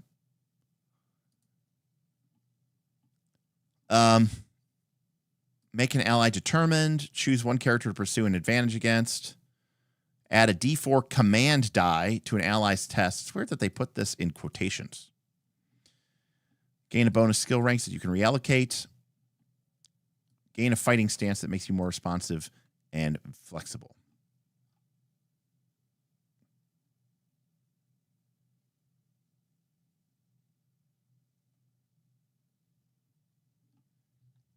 All right, we've got 6 attributes. They range from 0 to 5, so looks like we're just looking at the bonus, which is cool. Distribute 12 points. We can put a 0 if we want. Strength determines our lifting capacity. Speed determines our movement rate. Willpower determines our recovery die. Awareness determines our senses range. Okay. And while your intellect and presence are just as important, you don't need to record anything about them else. Refer to the lifting and carrying capacity in the strength section on chapter 3. If your strength is 2, your lifting capacity is 200 pounds. Okay, in not so many words, explain to me why the fuck I care about carrying capacity in Stormlight Archives. Just on a very brief, make it make sense.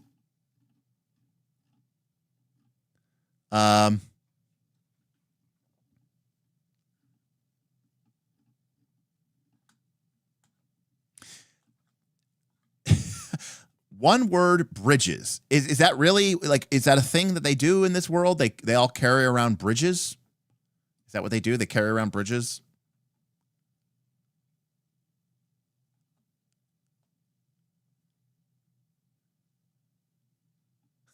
Derek says, because 5e has carrying capacity.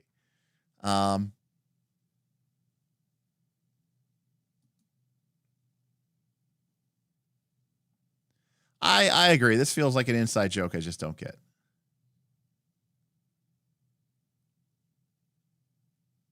Got it. So because one character in the book, a protagonist in the book, was a guy who carries bridges around, that now that's part of their core game. Okay, got it. So, multiple characters. All right, got it. Is there a particular reason why human beings can carry bridges?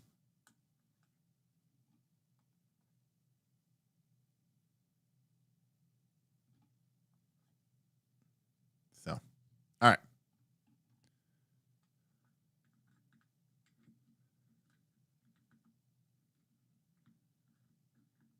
So is the assumption, let me rephrase it. Is the assumption then that in this game you're going to be carrying a lot of bridges? Is that like, I guess that's what I'm trying to say. Not like in a joking way. Like should we expect that you're going to be, like there's going to be a lot of bridges that you have to move around. Bridges are going to be in there. Bridges are going to be carrying around everywhere. Right. Is like bridges part of like the whole Cosmere? Oh, bridges is a joke. Okay.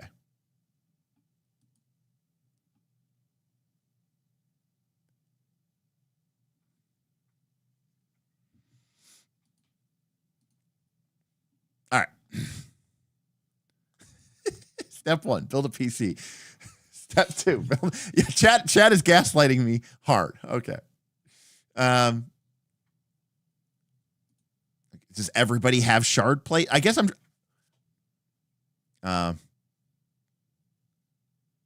Okay. Marquis says, I honestly don't know why carrying capacity is important. All right. While it is a meme, says Iron Jack, the starting adventure is part of being a bridge crew. All right. Well, all right. All right. So, nope. All right. Theater of the Mind is in feet.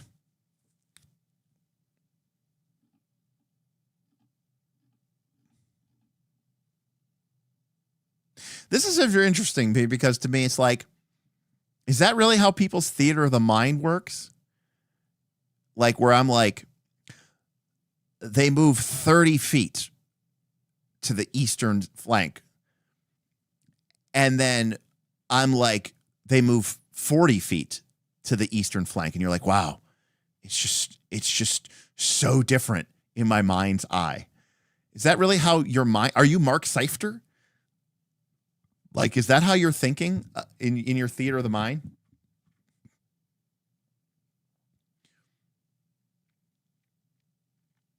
All right.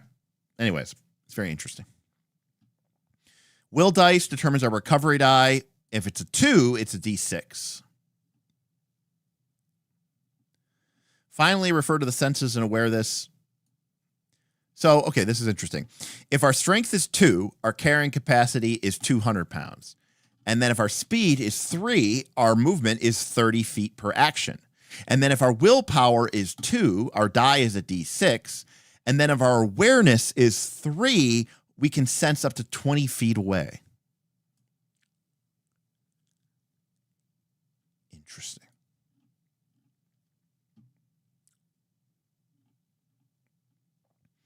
The starting path you choose grants a starting skill, which is considered central to characters who start on that path. So everybody gets a skill. We'll frequently use skills. You may have gained this skills through your education or a line of work. The more ranks you have in a skill, the better you are at tests and abilities that use that skill. Each skill is also enhanced by the attribute next to it on your character sheet. I assumed, by the way. So this is very much, actually, this isn't even like D&D 5th edition. This is actually like 3rd edition D&D, right? It's ability score plus ranks. And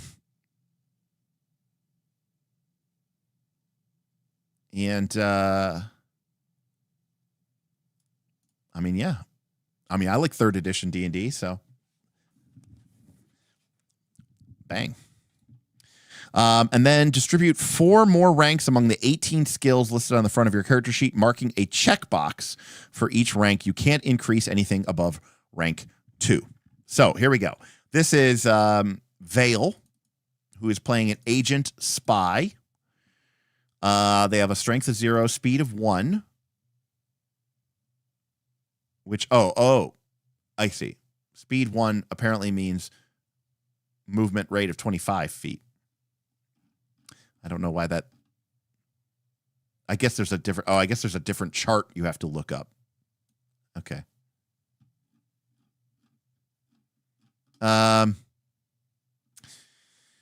So their movement's 25 feet and strength is 0. So their capacity is 100 pounds. That's like the minimum. Their willpower is 3, which is why they have a recovery die of D8. Their awareness is 3, which is why they have a senses range of 20 feet when obscured. And then we can see that they put all of these things in. It looks like your defenses is 10 plus both of your stats combined. So 16, 15, 11. Their speed is 1, so our deflect is 1. And I'm not sure how we arrived at health of 10, but we did.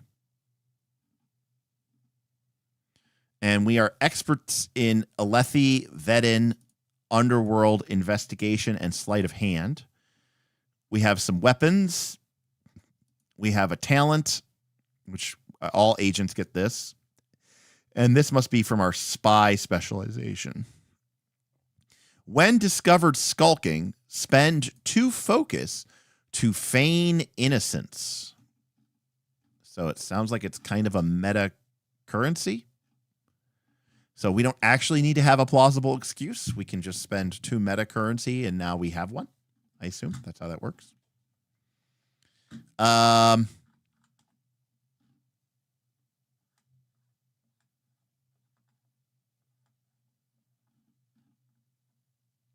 Okay.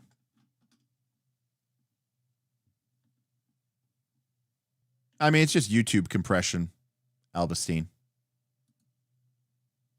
No, it's easy for me to read. If you can't read it, it's just YouTube compression. Unfortunately.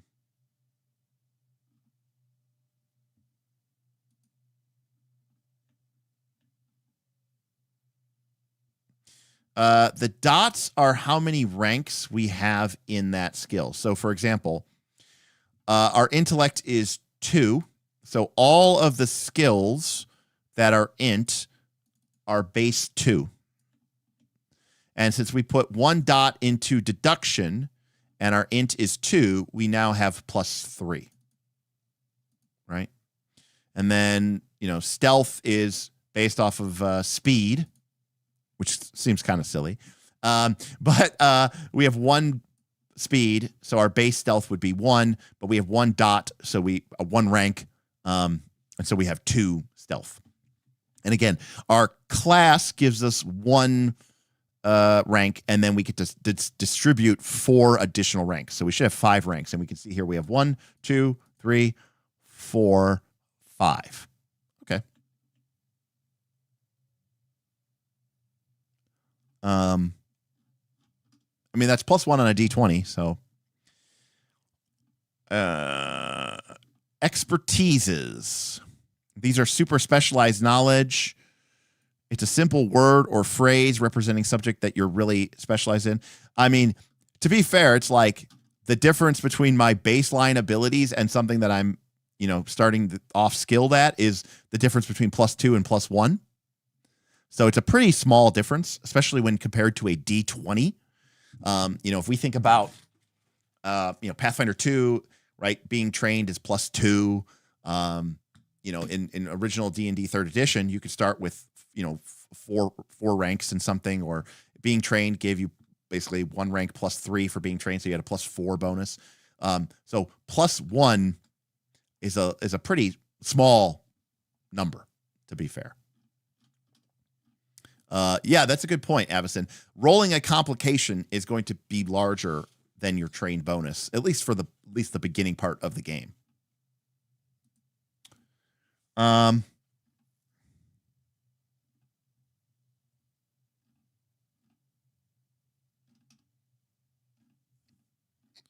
Then we choose our key talent, or we gain our key talent. This is set by which path we chose.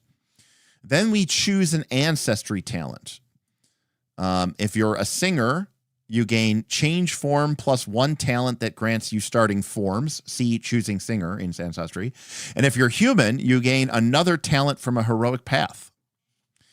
You can choose another talent within your existing path, or choose the first talent of another path. So basically, humans are versatile, just like they are in every game. And we choose equipment and weapons. And then we figure out our details, purchase more equipment if we have extra money from our kit, because our kit will give us certain core equipment, and then we have money to buy other stuff. Deflect. Armor deflects. So this is from our armor. It looks like it's some sort of damage reduction.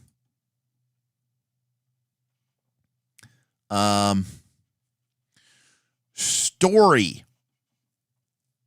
What is our purpose? It doesn't have any mechanical effect. It's what drives us. It's what defines us. It what inspires the lofty goals of the adventure ahead. Now, what do we call this, people? Say it with me now.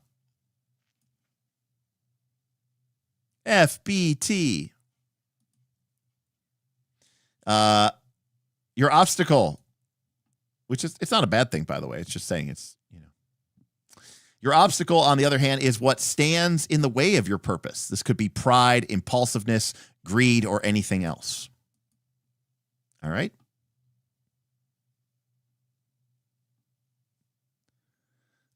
Yes, that is true. Using a D20 will have a lot of barbarian knows better than the wizard does. But also, you are correct, Avison. The purpose doesn't matter until the GM says it does. I think this part's really important for my character.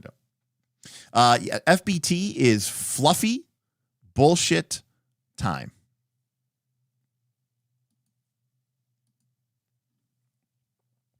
Choosing your goals.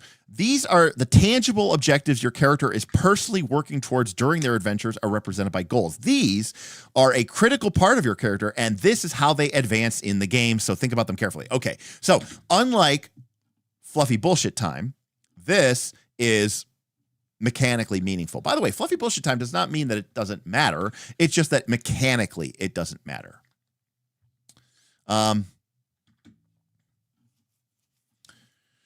Each goal should be something like you're trying to accomplish in the game, such as escaping imprisonment, or as lofty as swearing an ideal of the Knights Radiant. Your goals not only define what currently drives you, but they grant you access to powerful items, people, and resources during your adventures. As described in Chapter 8, when you accomplish a goal, you unlock a reward. Bold, blue lettering. These can include possessions like fab reals or shard plate, a relationship reward like traveling companions or patrons, or a status like noble title. On your character sheet, create 1 or 2 goals to start with and record them on your character sheet. For now, ignore the checkboxes to the right of each of these goals. As the game progresses, you'll use these to mark your progress towards the goals. So that's kind of interesting. I think that's kind of cool. So the game is definitely very goal-focused, or at least it seems to be. So we can see here that here are the goals. My goal is to accomplish my purpose.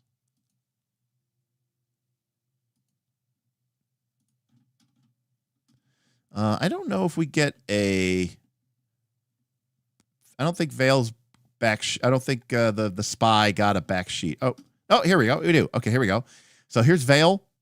Here's her, of course, her character sketch, which, of course, everybody uses this thing because everybody who plays RPGs is, of course, a talented black and white sketch artist. I know that I always make great use of this on the character sheet. And then here is the armor and equipment that this character has. And then her purpose, or their purpose, is, well, that's because you're an artist, so you don't get to count. Shelter those I love from the harsh realities of an unforgiving world. Their obstacle is I can be impulsive, brash, and overprotective. And she only chose one starting goal, infiltrate the ghost blood. We don't know Albastine other than that as we advance through play, apparently we'll be checkboxing them or marking them to indicate that we are making progress towards our goal. Let me check her armor and equipment for how many she has 0 bridges. So she is clearly not from the Stormlight archives because she has 0 British.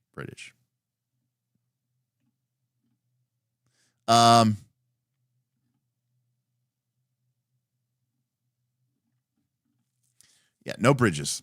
I count 0 bridges. Well, her carrying capacity was only $100 or 100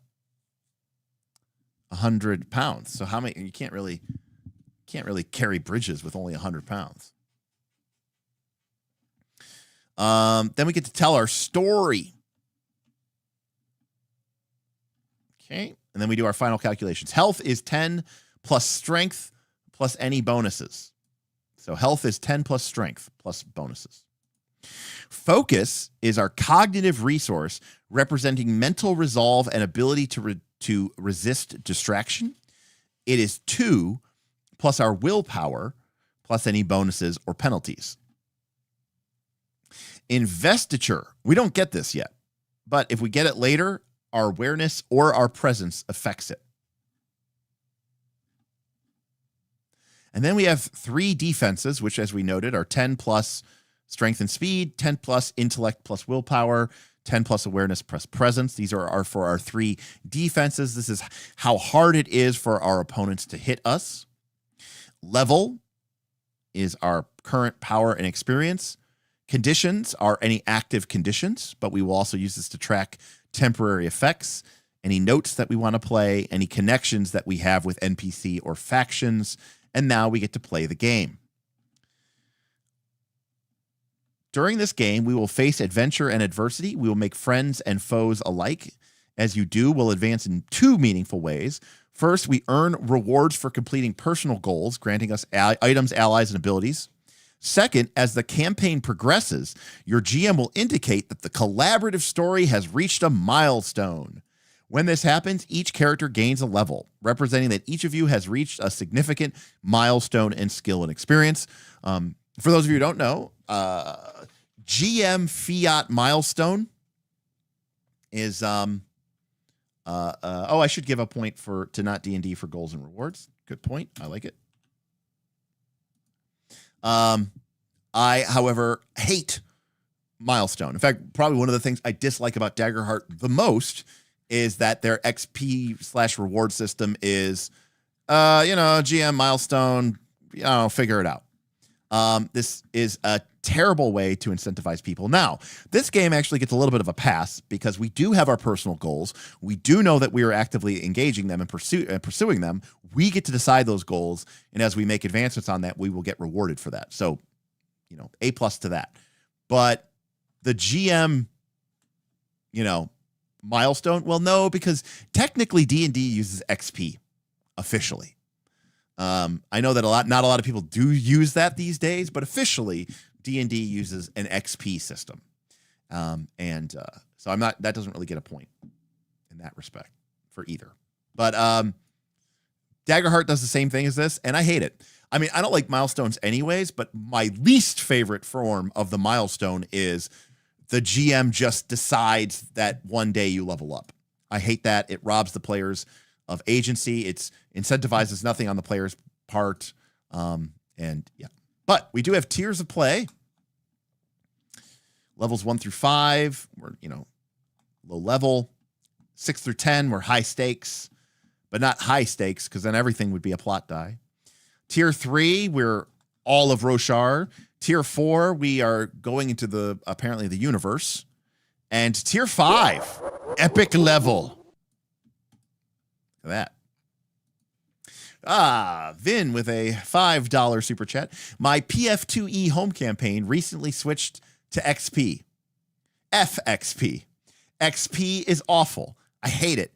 Give me milestone any day unless the system has actually good rules for XP. I will admit that the way that most people play Pathfinder 2nd Edition, using XP makes no sense either. So I will actually agree with you. XP works as a series of micro incentives to incentivize specific behavioral patterns of the players or the PCs.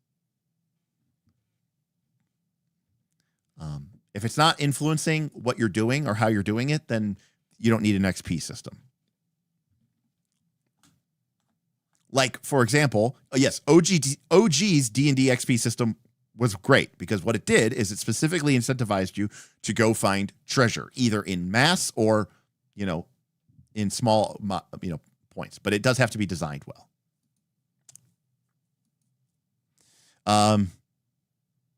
For example, if you're playing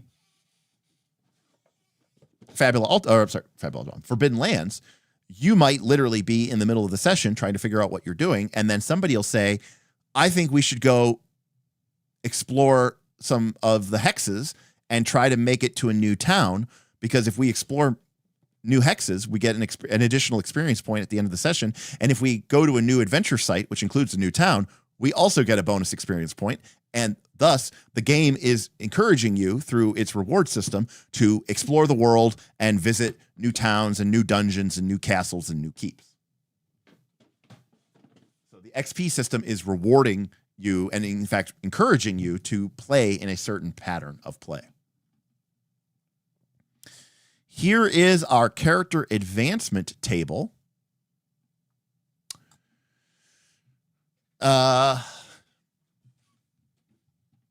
So we get 5 health per level.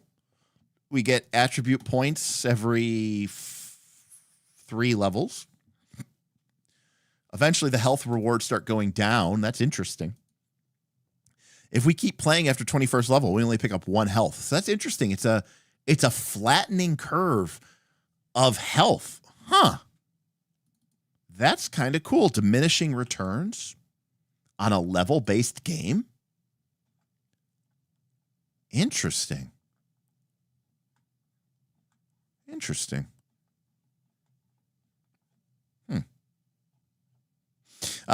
We get 2 skill ranks we get 2 dots per level, and our max rank is 2, and then it goes up to 3 at tier 2, 4 at tier 3, 5 at tier 4, and stays 5 because that's the last of the gate. So I do like that. So that's cool. And then talents gained. We get an additional talent every level, but then at the start of a new tier, we get a bonus ancestry talent, which is cool. Okay. I mean, I don't hate that. What is the calc on that?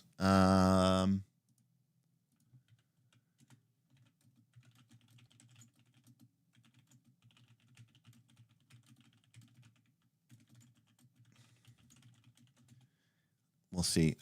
I literally took a picture of the here. This is what I did. I used Snipper, right? Windows Shift S. I snapped it and then I put it in Chat GPT. 74 plus strength. So, according to Chat GPT. But assuming that your strength went to 5. So maybe 80, right? Something like that. Or 79 or something close to that. ChatGPT is probably not right, but I'm sure it's close enough that it's good for our purposes, right?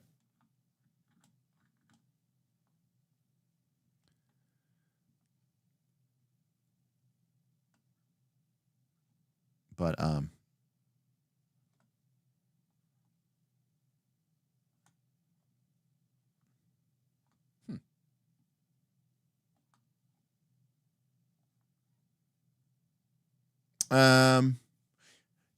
Oh, I see. I told it assumed what I also assumed.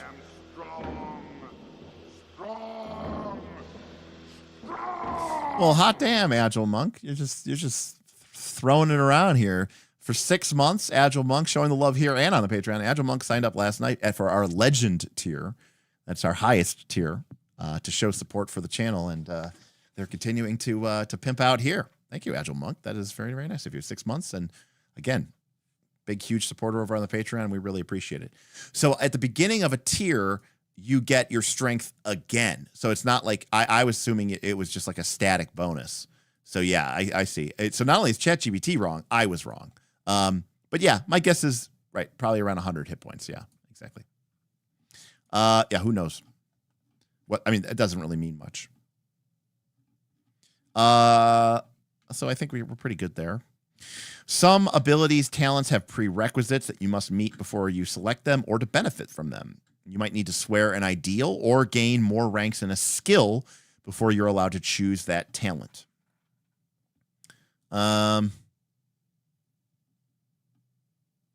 Okay.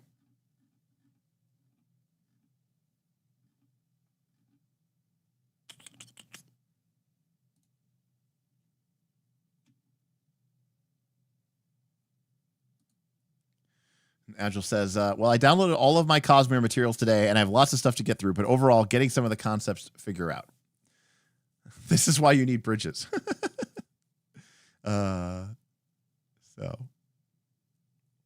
Full Metal Dragon, that is very true. You cannot trust anything from AI. However, I have worked with a lot of people over the years, and let me tell you something. You can't trust anything that you get from a coworker either.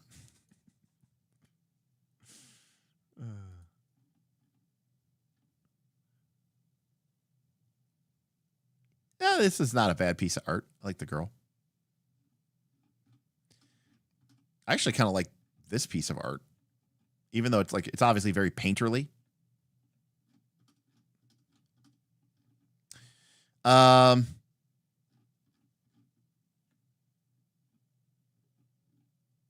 a very interesting style of what's like the timeline. I know it's an alternate weird world, but this guy looks like he's wearing like a World War I naval officer's coat, or something. Like it looks like he's wearing a trench coat or something. Not really what I would have expected from a fantasy game.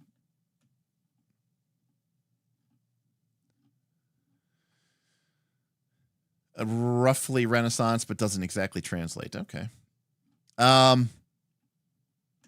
Oh, yeah, it is big dystopian teen novel aesthetic. Oh, it is huge This has like Hunger Games or Maze Runner or whatever vibes all over it.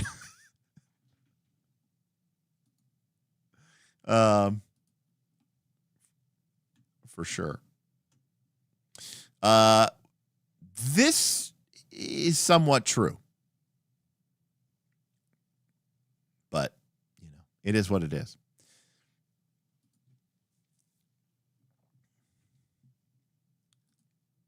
His second most favorite book series is a dystopian teen novel. All right. No. This is very true. Fantasy not equal medieval. For example, consider Star Wars, right? One of the all-time most beloved fantasy series of all time.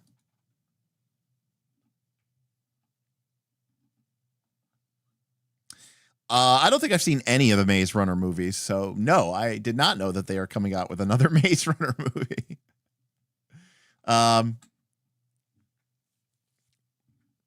So we only have two cultures here, or two ancestries. So we're either a human ancestry, and we get to choose a bonus talent, and we choose it from a heroic path, or we are a singer. Yes and Dragons. Hey, what's up, Yes and Dragons? Thank you for the super chat. Just want to spread the love while I'm moving stuff into the studio. Hell yeah. So for those of you who don't know, I sold Yes and Dragons some audio visual equipment in order to help them get set up with their new kind of studio for some of their RPG dreams. And and trying to help them out as much as they want help with getting stuff set up, because I do have a lot of experience about that. So they're moving some stuff into the studio. Cosmere is somewhere between Renaissance and Napoleonic tech, but higher than Wheel of Time. Interesting. It's a very interesting perspective on things. I don't know. It's a weird world when. Yeah. Anyways, like Wheel of Time, I like the Age of Legends because it's magical, but it's also highly technical because they used magic to allow things to become technical, which makes sense to a certain extent. Our ancestry is a non-D&D point. You know what? I'm going to give this a non-D&D point because there's only two, and I will say something. That is very not D&D. Singers can change forms by bonding spren during high storms. They have marbled skin, orange. They use rhythms. Most humans can't comprehend them, but it's like a mood. So, fun fantasy world building stuff here. Singers, unlike humans, have to choose from the singer talent tree, which allows them to change forms and keys. And whenever they get a new tier, they have to choose from the singer tree or from a heroic path. Okay.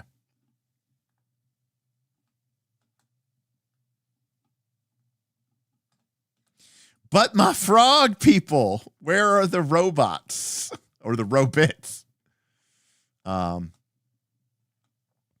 Oh, neat. Using magic to become technical is the Cosmere. Cool. Well, I actually applaud that. That's pretty neat. I think that's really cool. That's something I can get behind. That's sick. Yeah, Brandon Sanderson seems like one of the coolest, real ones of all time. Definitely interested in giving back, not just to the nerd community, but like helping authors, helping other people. He seems like he's really, really good. All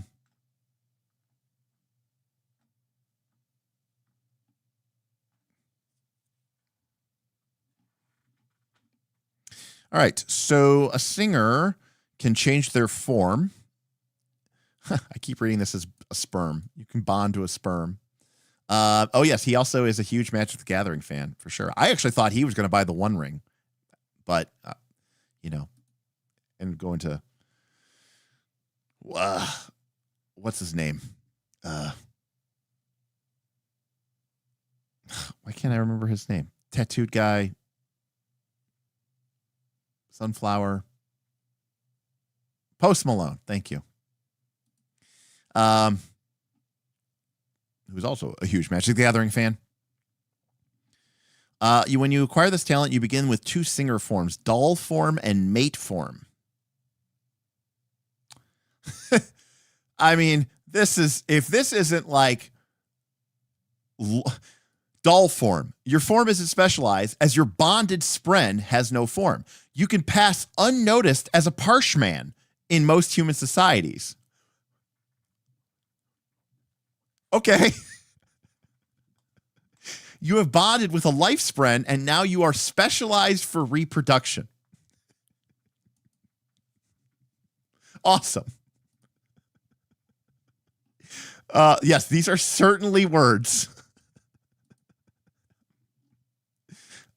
You know what, Era? If you do know what you're reading, let me know because it means nothing to me. I can kind of almost guess based on context clues, but yeah, I mean, this is just gobbledygook non. Parshmen are mentally impaired singer slaves. It's a plot thing. All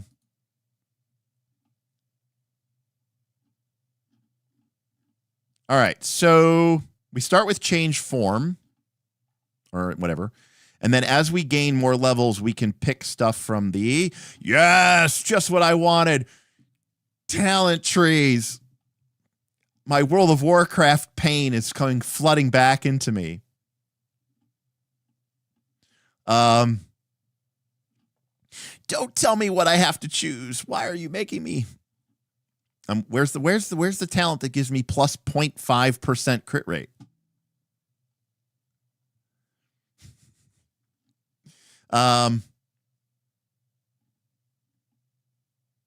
Interesting. You don't hate talent trees? What? I would feel like that's something that you would absolutely hate. For the record, Derek hates talent trees. The sphere grid was the worst thing ever. I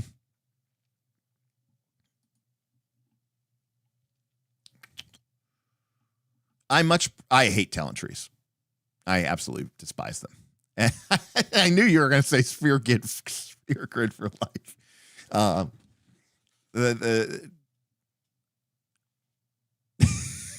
I think Elia is back a little bit, and she's like, "What happened to this game? Is this some sort of weird fetish anime turned into a TTRPG?"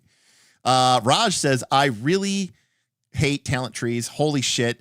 I don't like these on PC games. In my RPGs, I hate them even more." I like not talent trees. Pumpkin shows up to say that the sphere grid was the best. God, I hated the sphere grid.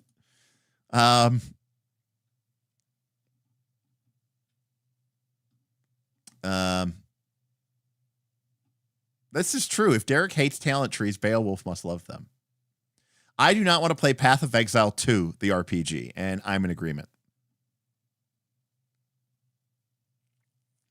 Albestein, I completely agree with you. This book and the way it's presented is clearly not, quote unquote, for me. Outside of any mechanical considerations, it's very clearly for people who really love this world or really looking to get into this world, and they're leaning into that. And you know what? That's fine, because they said in the beginning, this is a game to tell stories in the world of the Stormlight archives. They did not say, this is a generic fantasy RPG where we will focus on cinematic, tactical, fantasy, adventure. They said, use this game to tell stories about the Stormlight archive, or whatever the name of the world is. Roshar.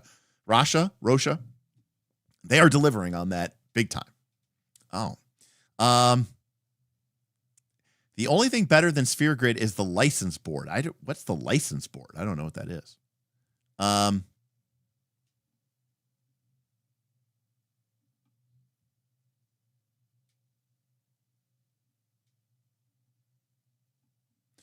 Yeah, the Roshar. There we go.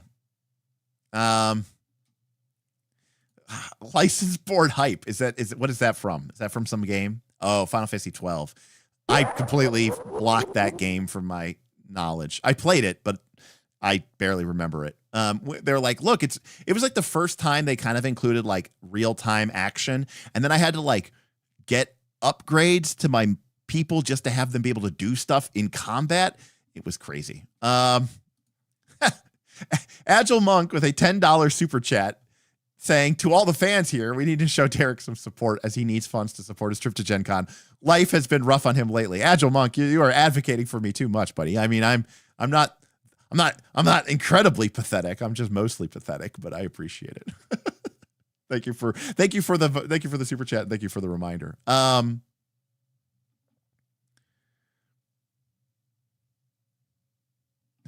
Gambit system might be your all-time favorite mechanic of all time. Man, you guys really just like different games than me. So anyways, I don't like, here's my problem with talent trees is I hate the game kind of going like, hey, you really want to get this thing, but to get this thing, you have to go get a bunch of stuff that maybe you don't care about first. And, you know, I don't like feat chains either. So there's that. How about that? I don't like feat chains either. Nobody likes feat chains. But then if you put them into a tree, somehow it becomes better, I guess. But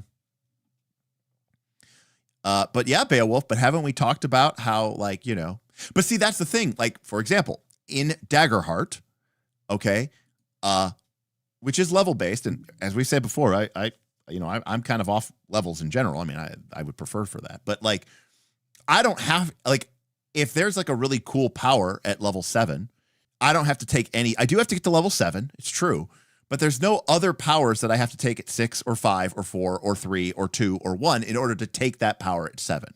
When I get to 7, okay, I get to choose whatever power I want and whatever power is appropriate. The main reason I don't like talent trees is, if you guys are fans of the show, you know the main reason I don't like talent trees is the same reason I don't like feat chains, which is, what else don't I like? And games like this basically almost require it to a certain extent. Now, this one's actually pretty okay. This one's fine. I mean, it's not the worst thing I've ever seen, but I hate builds. And I hate games that basically, you know, require you to plan out in advance what I'm going to be doing. I think that's very, number one, I think that's very I like to discover the game as I'm playing it, but also I think that's very anti-ethical to the nature of RPGs. I think what's cool about RPGs is exploring and discovering your character as you go through the game, not deciding before you've ever played the game, you know, what power I'm taking at level 10, and you know, and I have to take this at level 2, and if I take this by level 5, I'll get this online at level 10, and then I'll get this online at level 12. It also tends to create a mentality amongst people who basically view their character as not functioning or incomplete until, quote, the build comes online. And I just don't like that mentality. So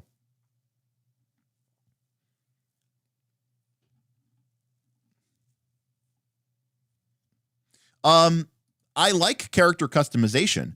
I just don't like character customization that requires you to have to basically plan in advance of what it is you're going to take and when. I think, you know, discovering your character organically through play is way cooler and way more fun than any other character. Like, so for example, there weren't retraining rules in 3rd edition, but I remember I started a character in Smith's campaign. I was a player. I was a wizard, and I had like spell focus illusion magic because my character was like an illusionist or an enchanter or something like that. Well, due to things outside of my character's control and some random scrolls that I got, my character ended up getting a ton of evocation spells and ended up needing to be somebody who had to destroy things and became much more about destroying things than pretending or illusioning. And I ended up basically never using spell-focused illusion. I ended up taking spell-focused evocation, and while that other feat technically still functioned, I ended up being like more of an evoker, more of a fireballer than I was an illusion person. So yes, that was a thrown away feat, but I thought that was really cool. I thought that was really interesting because it showed my character's sort of development through the mechanics of the game, rather than, you know, me saying, well, at level 1, I'm this, and I'm going to take this at level 2, and I'm going to take this at level 3, and I'm going to take this at level 4, and I'm going to take this at level 5, I'm going to take this at level 6. It's something I didn't like about World of Warcraft. It's something I didn't like about a lot of games, you know?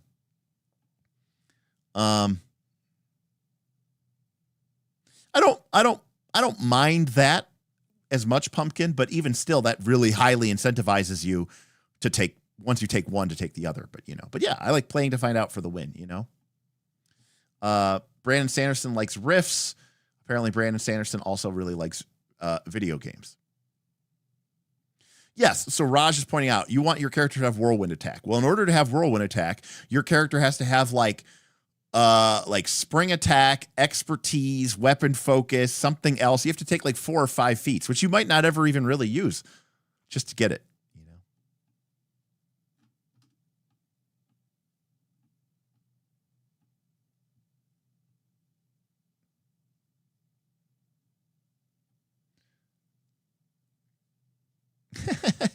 This is why levels suck. Daggerheart cards are not buildcraft. I completely disagree with that. I mean, yes, you could sit there and say, I'm going to choose this card at level 8. I'm going to choose this card at level 9. But you're not beholden to that, and you don't have to do it in order to choose any other things. So, yeah, I'm going to say no.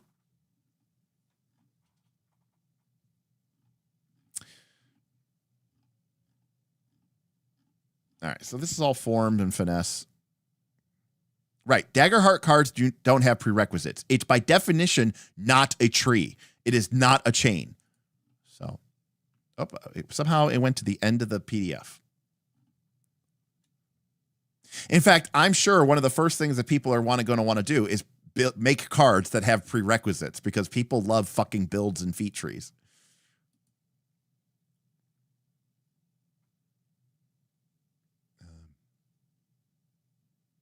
We made it to the end. We're done.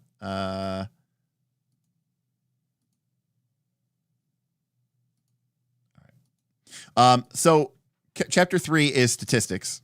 Yeah. No, I don't hate this. I think this game is totally fine. I just don't like trees. So we talked about the attributes. I think we all kind of get this, right? I mean, we've got 6 attributes. They factor into your skills. I don't know if you'll ever actually be making non-skill checks. Maybe you will. Defenses are your 3 defenses that they're basically the DC or the AC to hit you. Deflect is damage reduction when you get hit. Expertises, your skills reflect things you do, but your expertise are things you know. So rather than having skills to cover knowledge, they just have expertise, so that you can just say, yep, you have this expertise. You can do that. And in fact, I'm going to give this a not D&D counter. That's cool. And we kind of skipped over expertises, but I actually do like that. I think that's well done. Just to be able to say, you know this, we don't have to have a skill check for that, Primal Fire says all tests are skill tests. So what I'm saying, Primal Fire, is you'll never make a raw strength test. It will always be a skill. You know what I mean?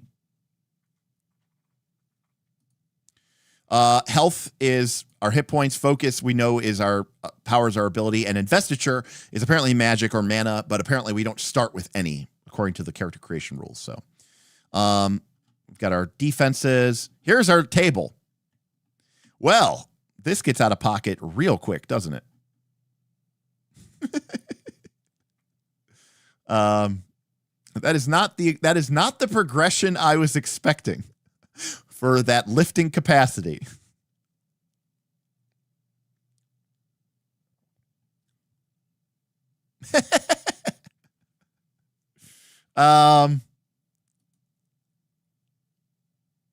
This is I promise this makes sense, I swear.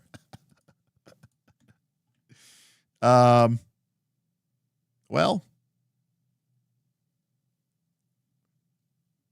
hopefully, like I hope that at this point with my strength, if I hit somebody, right, they instantly turn into a pile of goo, right? Because I've just literally shattered their body's form into atomic mist.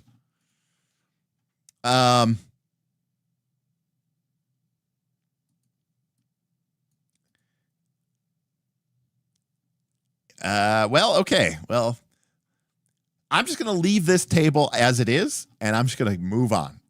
We're moving past it. Move past it. Move past it. We got a whole stretch of rules here about lifting capacity.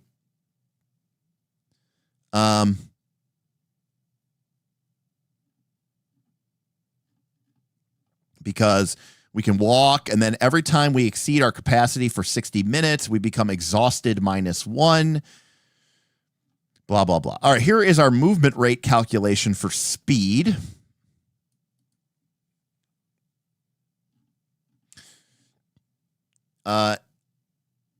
Intellects.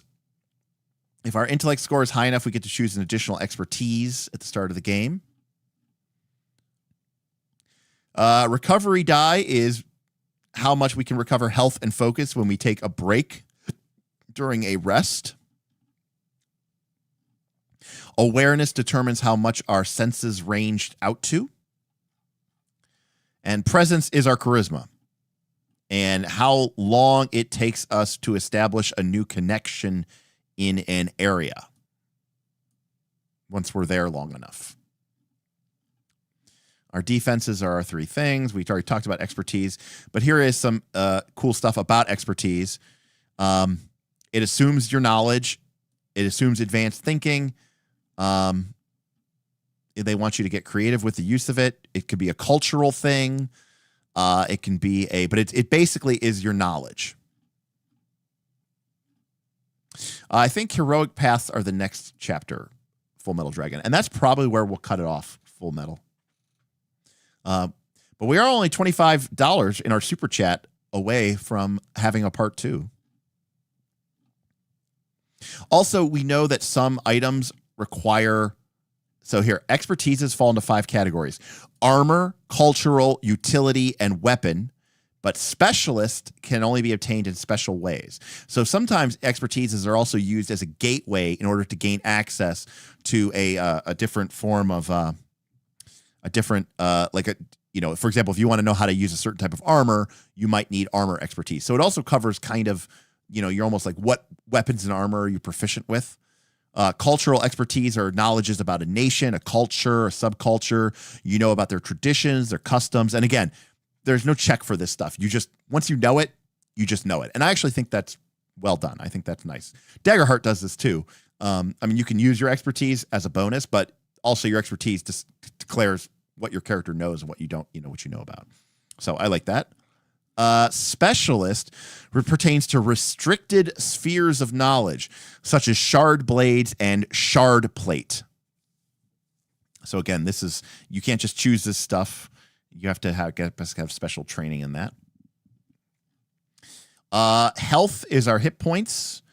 When you lose health, you might breathe heavily, stagger under the weight of a blow, or notice blood on your clothes from a minor wound. So health is sort of like getting bruised and battered, but not, leg chopped off. If your health is reduced to 0, that's when you suffer a severe blow and it knocks you out. You suffer an injury and become unconscious and become at risk of incurring more serious injuries. You can partially recover your health during a short rest, and you recover all of your health during a long rest. So pretty standard stuff there. I'm going to give that a D&D counter. Some talents can provide ways to recover your health, such as medicine to tend to your wounds in combat, and yada. Focus is a cognitive resource. It can be spent to fuel talents and other abilities to withstand manipulation. If you have no focus left, your attention might waver and you might stare intently while working often a problem, or you might become frustrated. Again, you can recover focus during a short rest and you recover all focus. So in Daggerheart terms, right, health is hit points and focus is stress, right? We got another tip from Vin. You have to pick a setting: Stormlight or Rune Quest. Wow, that's tough.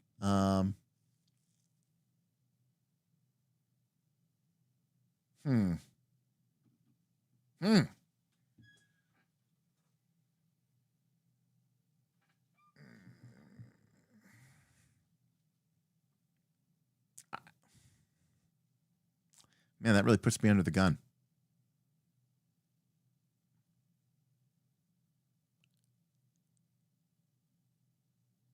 Stormlight. I'm going to say Stormlight. I know nothing about the world, but I don't know. Shard blades sound cool. I mean, RuneQuest is just like Bronze Age Mesopotamia with a weird cult magic. Dan, I think you're absolutely correct. However, I will say that as someone who, owns books like, the One Ring role-playing game, and has gone through these, they are very purposely leaning into their language here much more heavily than One Ring does.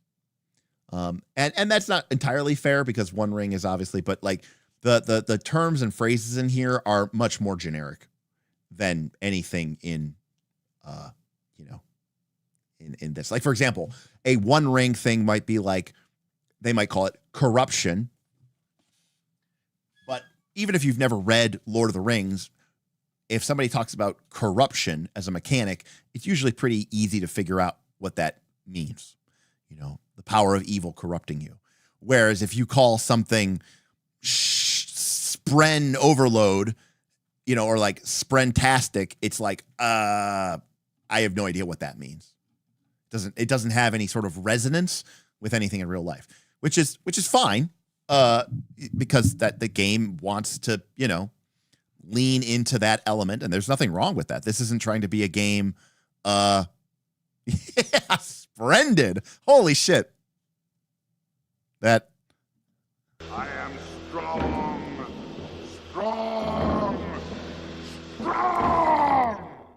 Easy Glorantha. I think Galarian's terrible. Sorry, Galarian. I think Galarian's terrible. It is the most kitchen sink setting of all time, and it's terrible. All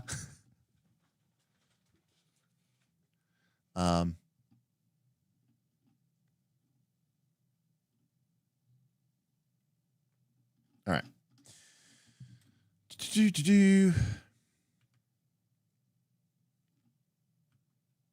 Oh, here we go. So here are the difficulty classes. Easy is 10, medium is 15, hard is 20, nearly impossible is 30. Am I crazy, or is that like the same DC scale as like Daggerheart?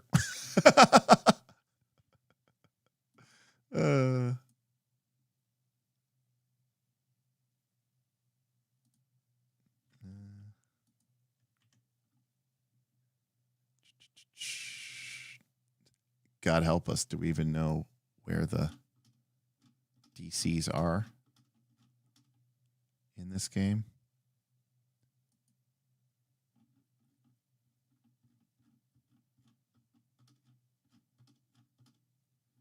Oh, here we go. Yeah. Oh, yeah. Oh, they have a 5. All right. But it's 10, 15, 20. So it's the same. It's the 5 EDC skills. You got it. It's the same DC skills from 3.5, which makes sense. It's using a D20, right? So it actually makes a lot of sense. And in fact, because it's ability modifier plus ranks in a skill, it actually is very similar to 3.5.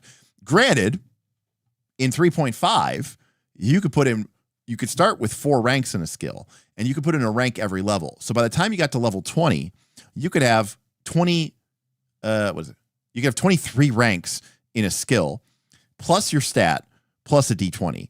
So let's just casually, let's just say that your strength was on a +7. So you can have like a +30 in your check, plus a D20. Whereas in this game, the max ranks that we saw that you can ever put into a skill is 5. And I think the highest your stat can go is 5. So the highest bonus that you could ever get, at least, assuming there's not some weird rule that breaks this, is +10. So shout out to my boy 3rd edition. So there's that.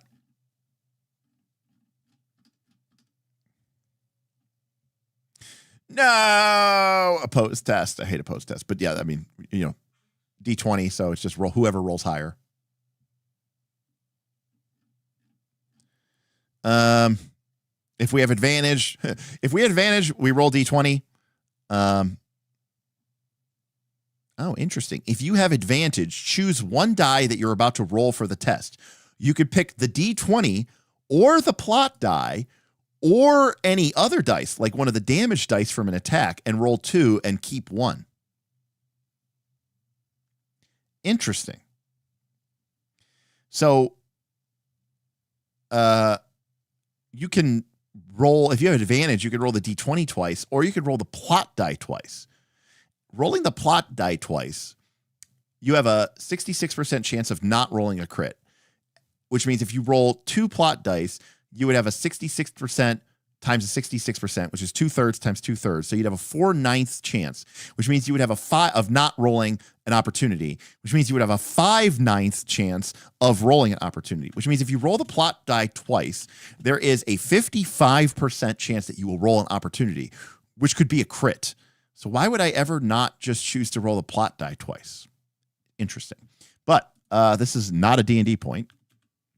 You could like roll advantage damage. Which is interesting. Damage. We that was a house rule that we had in 5e for the barbarian. They rolled with damage when they were raging. They rolled their damage dice twice. And primal opportunity does not equal success. Interesting. So if I miss the attack, what does a critical hit mean? Or do I not get to choose that one? I don't remember. I mean, I literally just looking through the rules. But anyways, multiple targets, complications, yada, yada, yada. Trying again. If you fail a skill test, you might be able to just try again. And again, and again. But it takes some time. It's up to the GM how many times you can try until misfortune catches up with you.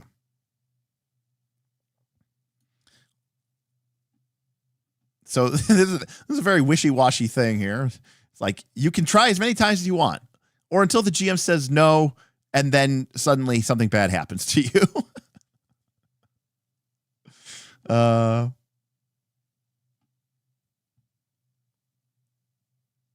So I don't see it take 20.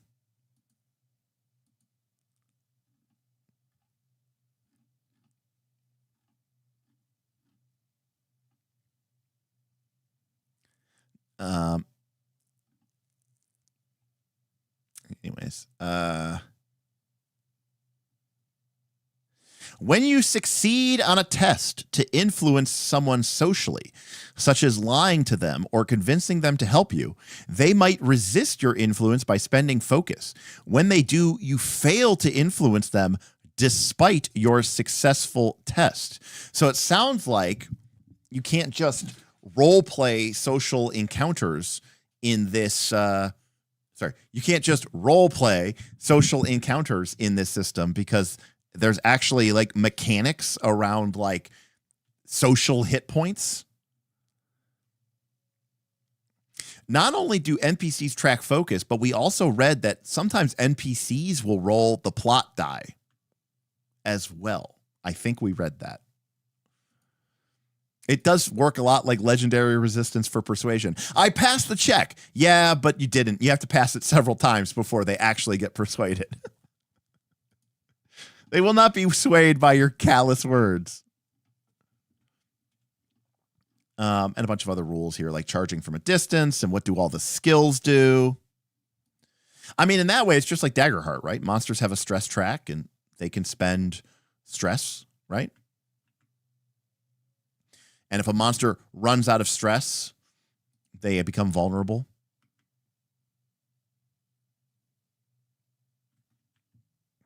These are all the different skills.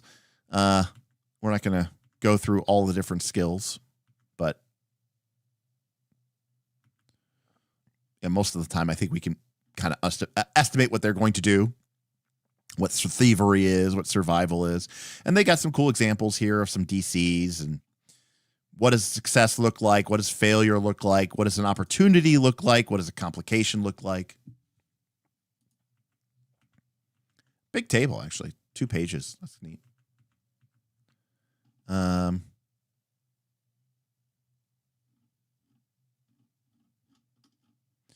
All right.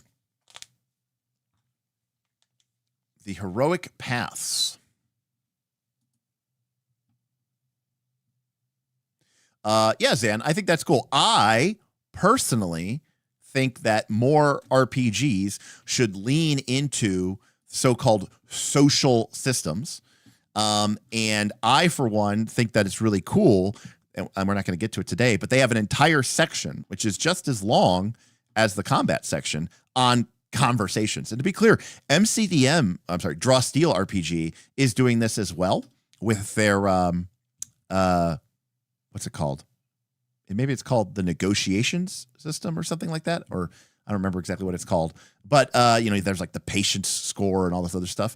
I think this is cool. I think this is a neat way to bring game tech into the game, and I think that it makes, what gets measured gets what gets measured gets managed, and what gets mechanics matters.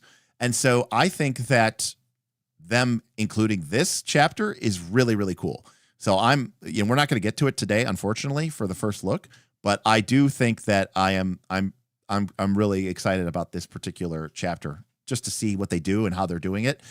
Because again, the break that I think a lot of people miss with social conflict is, I don't think you should be using the combat rules every time you're fighting. Just like I don't think you should be using the conversation rules every time you're talking to somebody.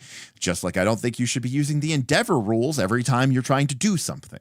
And just in the same way, I think that you could resolve a lot of combats as just a single skill check. And I think more people and more games should embrace doing that. And when you see me eventually run something like Daggerheart, you will see me do that. If there's like, two guards or, whatever standing outside, the party has to sneak in, and then, the archer character is going to take them out with two well-placed shots, or like shoot one arrow high so that it lands at the same time as they shoot their other arrow flat, and they both land at the same time, and the guards get taken. I'm not going to use the combat mechanics to that, right? I'm going to use just a simple skill check. So I think that you could resolve a lot of simple combats, with just one skill check. You could resolve a lot of simple requests and simple diplomatic issues with a single skill check. But having a detailed system for conversations does two things. One, it makes people who want to invest mechanically in the character feel rewarded for making a character who is good at doing those things. A lot of the reason why D&D characters end up being murder hobos is because the only thing that the game fucking gives you mechanics for is murder hoboing. And then when the game does give you some very, very little minor mechanics for socializing and social interaction, you've got, a huge amount of GMs out there who are just ignoring those mechanics and going, we'll just role play it. Well, it doesn't take too long before players realize investing in those feats and those attributes and those skills doesn't matter, because my GM's just going to role play it. But they don't just role play the fight. They bust out the mechanics and they follow the rules when it comes to a combat. So it makes sense that you're going to build your character to be super combative focused, because that's where the rules matter. So even though we're not there yet, this gets a not D&D point, and a big one too. And I'm actually all for it. We won't get to it today, but I think it's really cool, and I think it's really neat that they included that. And I think that says a lot about the game. All right, let's take a look at heroic paths. They're heroes, full out. We have paths that make our mark on the world. An agent, a scholar, a warrior. As a player character, your abilities primarily come from your talents. You get your first one during character creation, and we get one as we go up the levels. We also get a bonus one when we go up into a new tier. Your path provides structure for how you choose your talents. It begins with a key talent that, once chosen, unlocks access to the talents within that path's 3 specialties. For example, once you pick the Vigilant stance talent, you gain access to the Duelist, Shardbearer, and Soldier specialties within the Warrior's path. I'm having WoW flashbacks, right, of the 3 different talent trees. Over the course of your adventure career, player characters can, and most do, choose talents from multiple paths and specialties. So this is very sphere grid-esque. These can include additional heroic paths or radiant paths. You might also choose unique talents from other sources. Like if you're a singer, we can choose that from different things. This presents 6 heroic paths. Some characters remain focused on these heroic paths as they gain levels, but as the narrative develops, many characters eventually bond a spren, swear their ideal, and become radiant. In chapters 5 and 6, we will look at radiant paths, which contain powers and abilities that a character can gain through their spren bond, including surges, radiant shard blades, and more. Yada yada. I mean, look, they're not mincing words here, and you know what? Power to them. As you create your character, be sure to consider how your character's build will serve you in all scene types, not just combat. Andrew, I mean, that makes total sense. And Andrew, you know, I don't know how familiar you are with, you know, my personal background, but I'm a huge Final Fantasy fan, and I love Final Fantasy 1, 4, 5, 6, 7, on 8, 9, 10 was the first Final Fantasy that I kind of hated and disliked. So it makes sense that we're kind of at juxtaposition here. That Final Fantasy X is Sanderson's favorite Final Fantasy game. It even inspired one of his books, and I mean, I'm feeling shades of it now in the Sphere Grid. All right. Each path includes a full talent tree for that specialty. Your character can advance through a talent tree by gaining a level, and with it, a new talent. When you acquire a talent, you unlock access to more potent talents from deeper in that path. AKA, if you want to take the good stuff, you need to invest in your tree. The key talent at the top of the path is always available as long as you make the prerequisites. If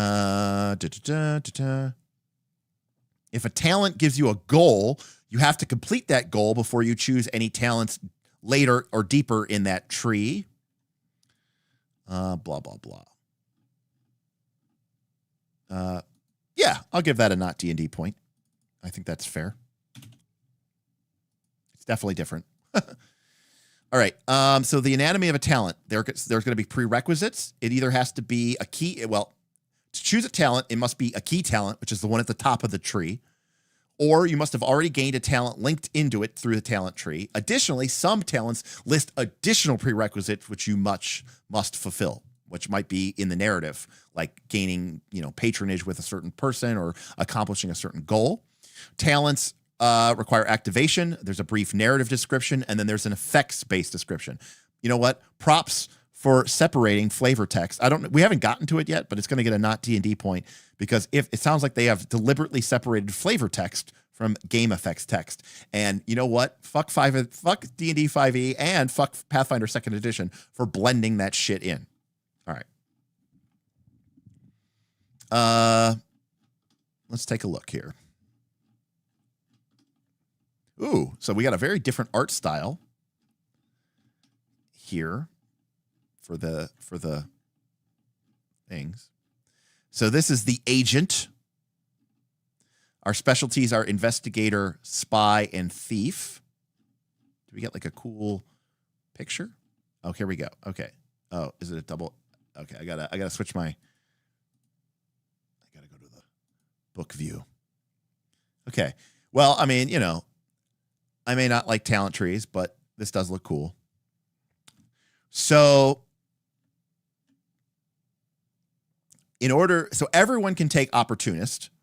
Once per round, you can re-roll your plot die. I'm going to zoom in a little bit. So this is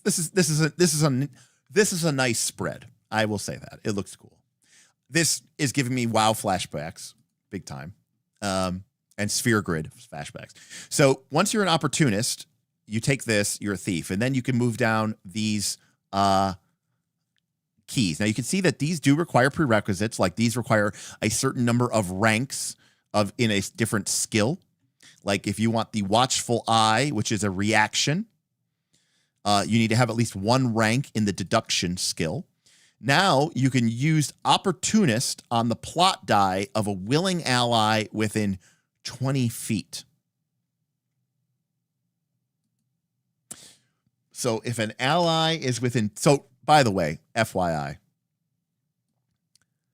I don't know what they think theater of the mind means, but if we have to if we have to know if somebody's 20 feet away or not in order to be able to use our reaction, that's usually not a great win for theater of the mind. I'm just saying. I'm 20 feet away, right? I don't know. Didn't you say you moved like diagonally over to that guy? I think you might be 27 feet away. I know, but maybe, it's like, but anyways.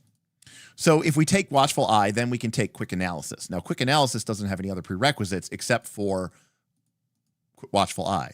And then we can get Gather Evidence, and that's the end of this little mini tree. And then if we want to go down this route, we can take Get 'em Talking, Baleful, Hardy, and then that opens up Sleuth's Instinct and close the case.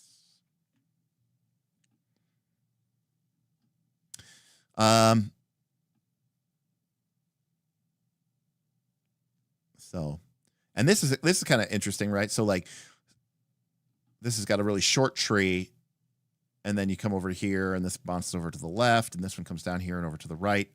I will admit these aren't as deep as I was fearing they would be. But again, my concern is that if somebody's like, oh, I want to get, close the case, then you're like, okay, I guess I have to take Get 'em Talking, and I guess I have to take Baleful, and I guess I have to take Hardy before I take Close the Case. And you might not particularly care about taking Baleful, or you might not particularly care about taking Hardy, but you're forced to take it just because you want to take Close the Case.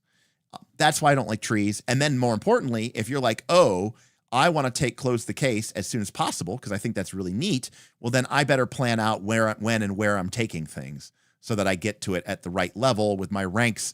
Because if I get to be able to take Close the Case, but I didn't get my deduction ranks up fast enough, I've fucked up my build. So I better plan that out well so that when I get to that level, I have this thing figured out. You know what I mean? It becomes this like very, fiddly exercise that I don't particularly enjoy. Anyways, Scotty P. What's up, Scott? Seems like this game is heavily influenced by Fantasy Flight Star Wars RPGs. The talent trees are similar, and the plot die has the same similarities to the narrative dice. Several other people, I think, have mentioned the Star Wars RPG from the Genesis system. Elia says, this talent tree is so puny, it should be at least 3 times the size. Well, remember,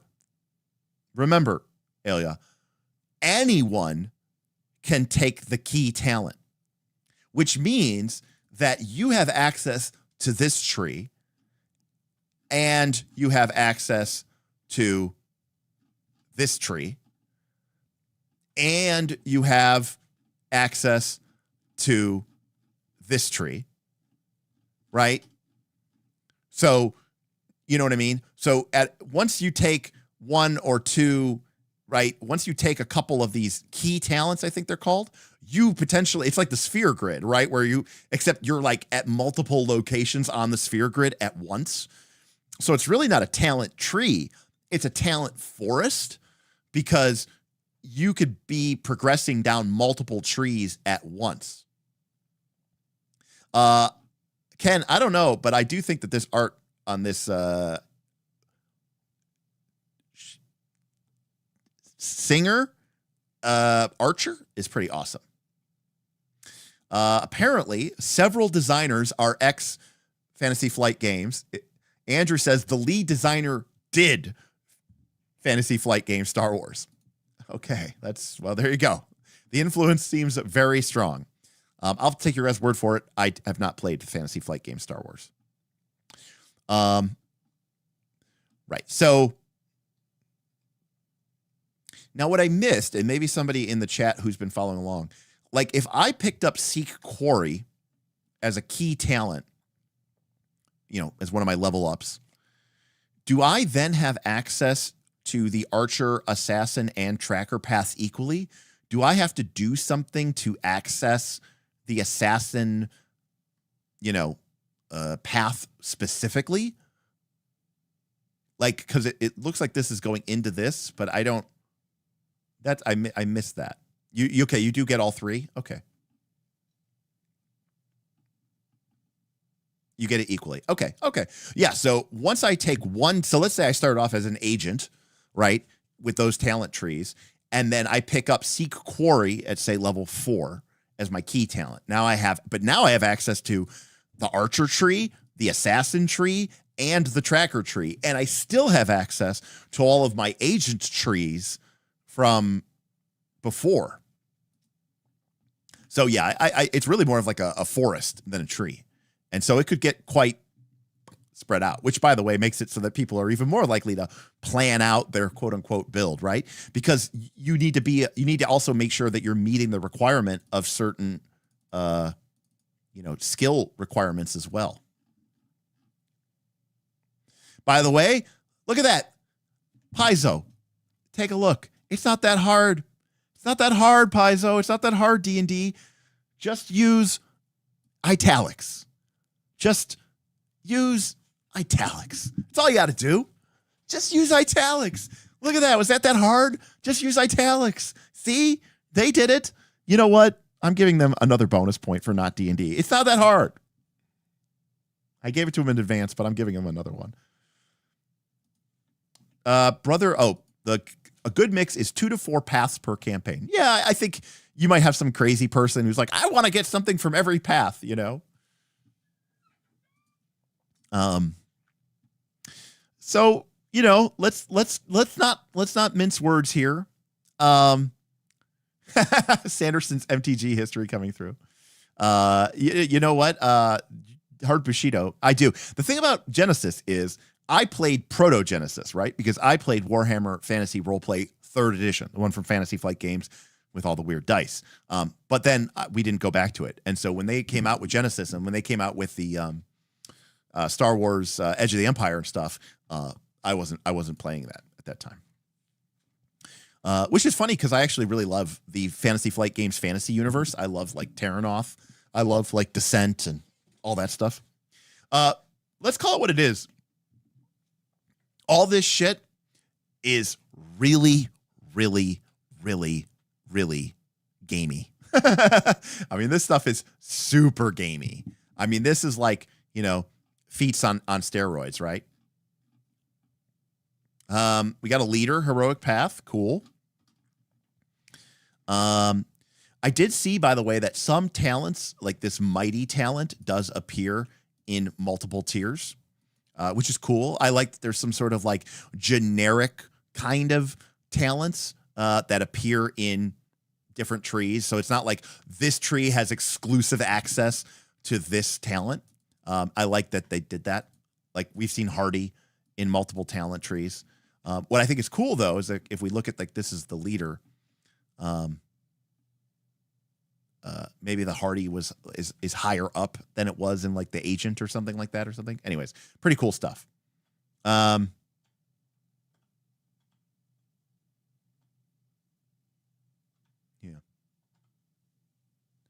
Very cool.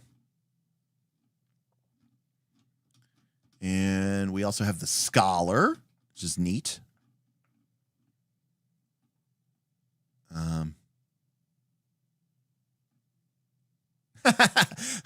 Artano says these trees are way too easily intelligible to be Path of Exile. GM Scott says Genesis is a framework. It's not a system. You would need to look at Terranoth or Beanstalk or one of those as well. Yeah, they did mention that, Andrew, in the beginning when they were talking about some of the prerequisites might be the goal, which is where you check those 3 boxes on your character sheet to unlock the power. You just don't get it for free. And that's cool too. You know, it's basically like the hyper, somebody mentioned it as being like going Super Saiyan. You know, obviously I'm not in a position to judge each of these talents. It's just a first look, but it seems like they're really covering a lot of different type of play. You know, we didn't see that mention Albestine, but they did say that it should be up to the GM, and when the GM feels like you have reached a certain milestone of play, that you should be awarded a milestone and get that play bonus. All right, here's our warrior.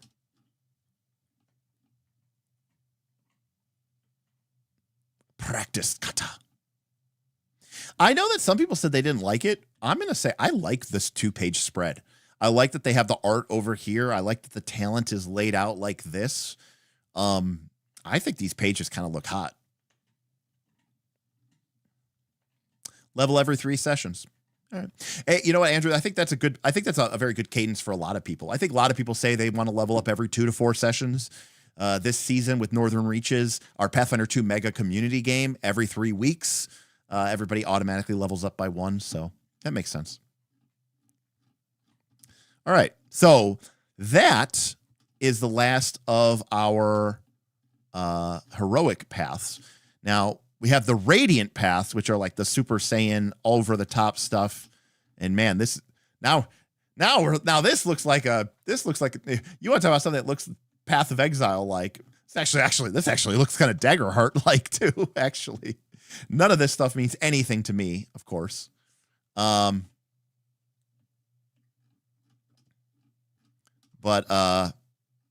they've got their own talent trees here.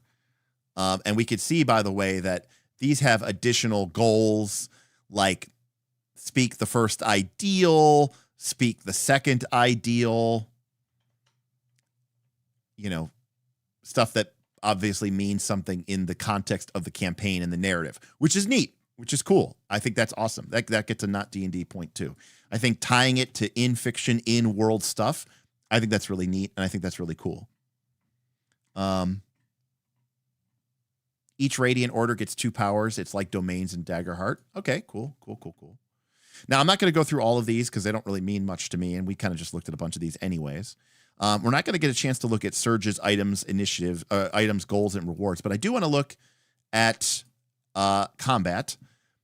Somebody said that they wanted me to look at the initiative. So here we have it. We get rounds. Everybody gets a turn. Each round, you can choose to take a turn that's either fast or slow. This grants you a certain number of actions. If you act fast, you take your turn first before any enemies go, but you only get 2 actions. If you act slow, then you get 3 actions. So this is just like Shadow of the Demon, Shadow of the Demon Lord, with its fast and slow. But interesting, they give fast NPCs and slow NPCs. I actually think I'm more of a fan of just you have fast PCs, then NPCs, then slow PCs, right? I don't like that NPCs get the same choice. But that's pretty cool. You can change your choice each round. There's no initiative order, and if for whatever reason you can't decide, you can roll a speed, like if the players are really being dicks. That I like. So you don't roll for initiative. You just get right into it. Who wants to take a fast turn? Cool. So that's a big not D&D counter. I thought Shadow of the Demon Lord's initiative system was cool.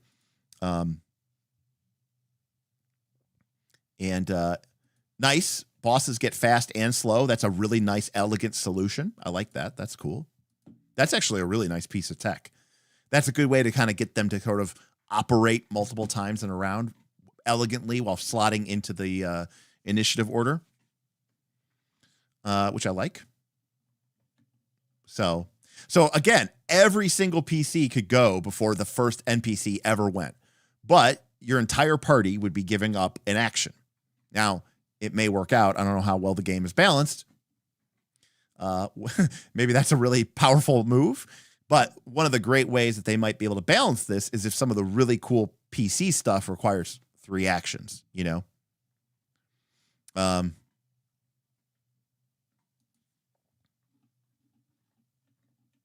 So that's neat. You get reactions at the start of your turn. We got a bunch of different things here. We can aid as a reaction. I like that aid as a reaction. I'm a big fan of that. Avoid danger, brace, disengage, dodge, drop, gain advantage, grapple. We're not going to get super into all the combat stuff, but it seems like there's a lot of interesting stuff here. Well done. You get a not D&D counter for this. I love when helping somebody costs a resource.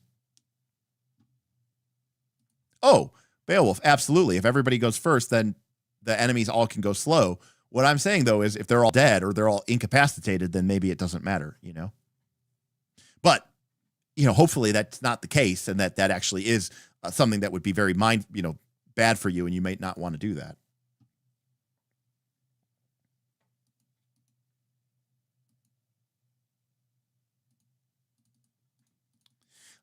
So anyways, I like when aid requires you to spend a resource. Daggerheart does this with hope. Some PBTA games do this with, fatigue. When you can just help for free, it's really problematic. When helping takes up your action, it's really problematic. So I like that they just generically cover this with a reaction. That's really cool. You roll your damage at the same time. I mean, we always do. We do that anyways in D&D. We roll our damage at the same time as our attack roll, just because it makes it going quicker. If you miss, you do no damage. Grazing. When you miss one or more targets, you can spend 1 focus per target to graze them. You deal damage equal to the total rolled on the damage dice. Otherwise, you roll damage dice plus your modifier. Oh, that's neat. That's a pretty elegant solution. 13th Age has a generic rule where if you miss, right, you do your level in damage, which is fine, but it always felt really weak, especially in 13th Age where you're literally doing like 8d10 damage and you're like, okay, you miss, you do 8 damage. It's like you rolled 1s on all of your dice rolls. But this is a pretty nice mechanic, I think this is really cool. Yeah. Worlds Without Number has shock damage, which is kind of similar, but Worlds Without Number has a much smaller thing. Hey, Scotty P. Holy shit, buddy. Thank you so much. Horizon Thunder Sphere. I feel like that's something that you might do in Stormlight, right? Stormlight, Horizon Thunder Sphere, big lightnings. Let's do a part 2 so we can dive into section you didn't cover tonight. Put that extra to your GenCon fund. Hot damn. Nice, buddy. Thank you so much. King Hodop, what's going on? You're flying out tomorrow, huh? Just picked up my brother-in-law from the airport. Well, I hope you have a very good, safe trip. King Hodop, are you going to be online at all on the Discord or whatever just to say hi? Or are you are you kind of going on like a mission trip or something? Are you like completely out of pocket? You have no idea. Well, that's kind of scary. I hope you can touch base with us somewhat. Shout out Scotty P. Thank you so much. I appreciate that, and I definitely will put some of that extra there to the GenCon fund, and we'll do a part 2. So very, very, very crazy. That is wild, Hodop.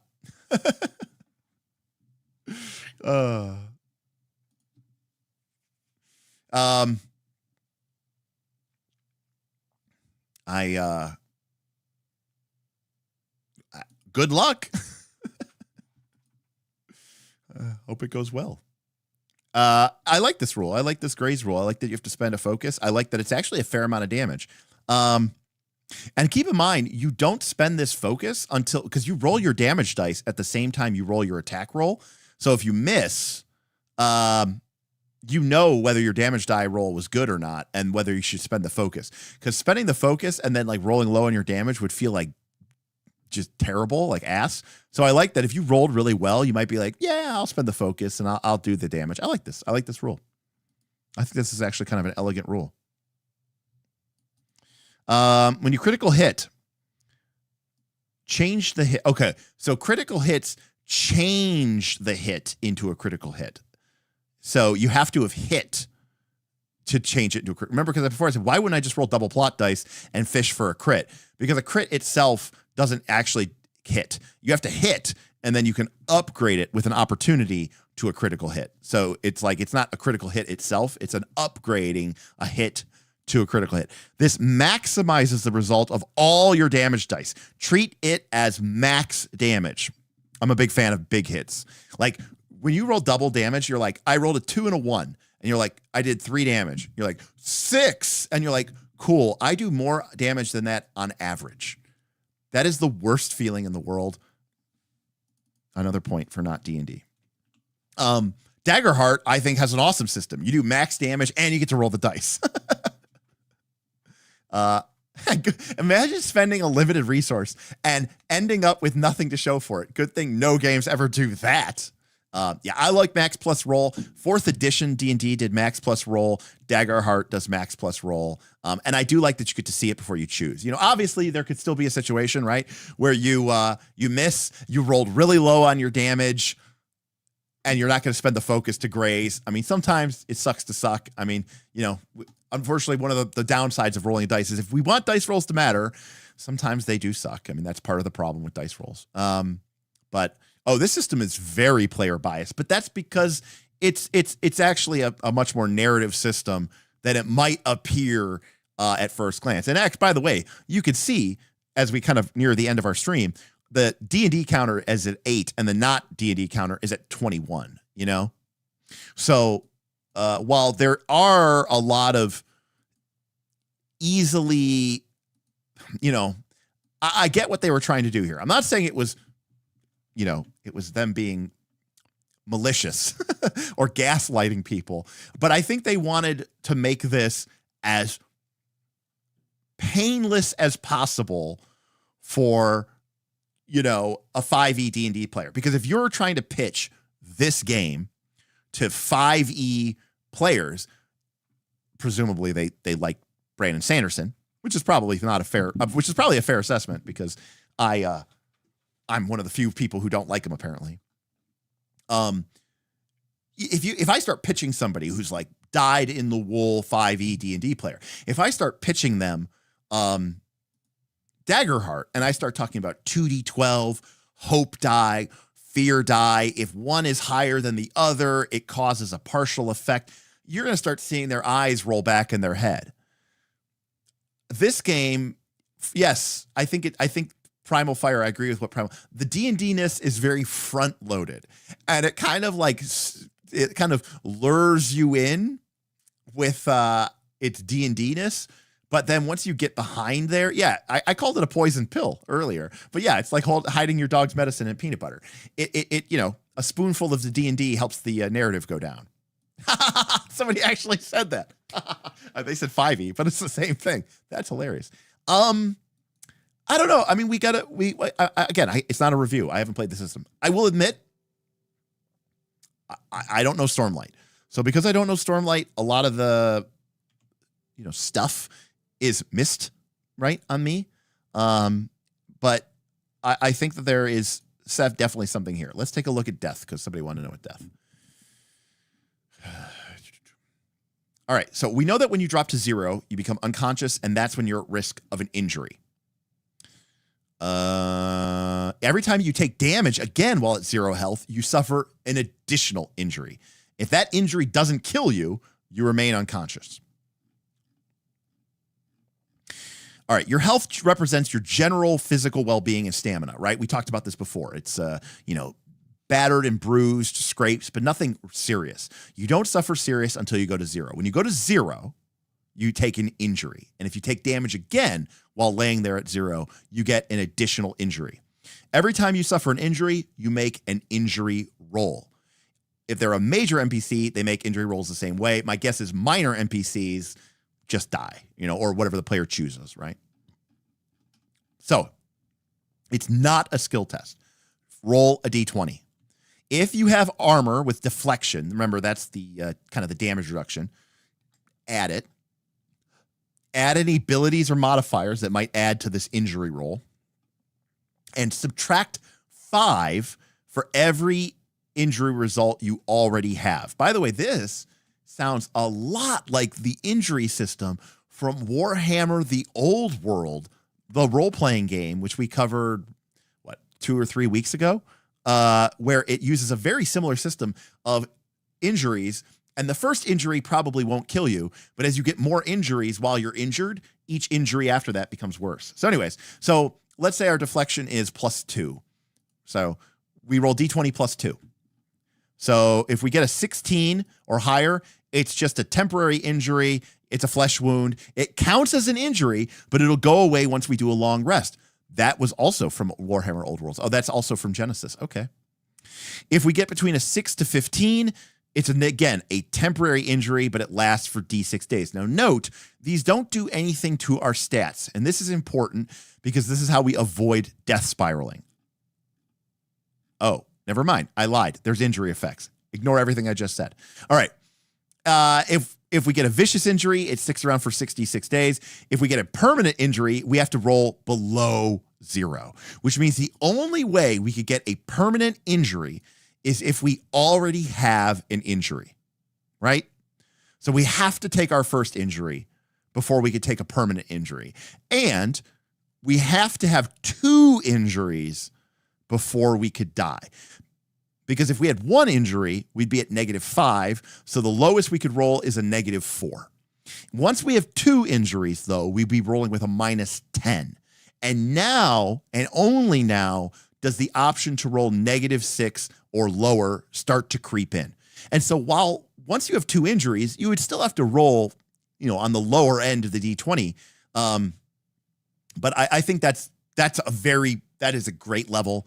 Warhammer Old World did this, and I know that they were inspired by the Genesis system. So this all seems like this is being taken from Genesis system. This is very nice. Now, that's cool. I like that you can't literally just die the first time you drop unconscious. I actually like that. On the other hand, if your character's unconscious and they start beating into you while you're unconscious, you are going to die really quick. Awesome. Number 2, if you go down and you are beaten and you do take an injury, you can get back up and you're not like dead man walking. But as those injuries compound over the course of, let's say, a day or 2, or even potentially multiple days in the case of a vicious injury that might stick or last around, you do have to start to reach the point where you're like, this could be bad for me. And the next time I go down, it could be my death. So each injury lasts until it's healed, or a permanent injury potentially lasts forever. Decide what its effects are. To do so, consider what caused the injury and what narrative you're interested in for your character. So you choose the injury. The injury table suggests some effects an injury could have, or how you might describe it. Feel free to choose or roll a D8 on the table, or work with your GM to create a custom effect. I don't think we're creating custom effects in the middle of an armor. So Beowulf, armor deflection values are like damage reduction. We saw that I think some of the heavier armors basically have like a deflection value of like 3 or 4 or 5 or 6. And so when you take damage, you take that off of the damage before you would subtract it from your hit points. And so that's what the armor deflection value is. Because armor doesn't affect your armor class that we saw, right? I mean, we'd have to look at the gear, but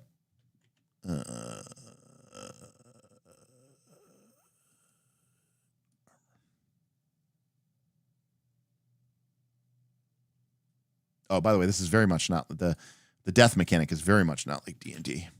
All right, so here you go. There's the deflect value. So leather armor gives you 1 damage reduction. Breastplate gives you 2. Full plate gives you 4. Shard plate gives you 5. So that's how much damage you're taking off of every attack. Oh, yeah. And I mean, maybe there might be talents too, Beowulf, right? That maybe add like a shield or something, or something can add to it or something like that. So shard blades really are lightsabers.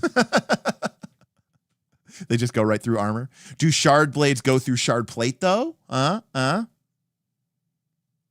I'm wearing lightsaber armor.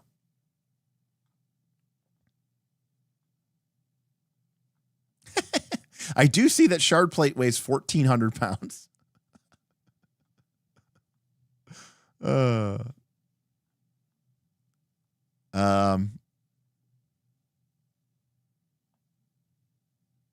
Cool.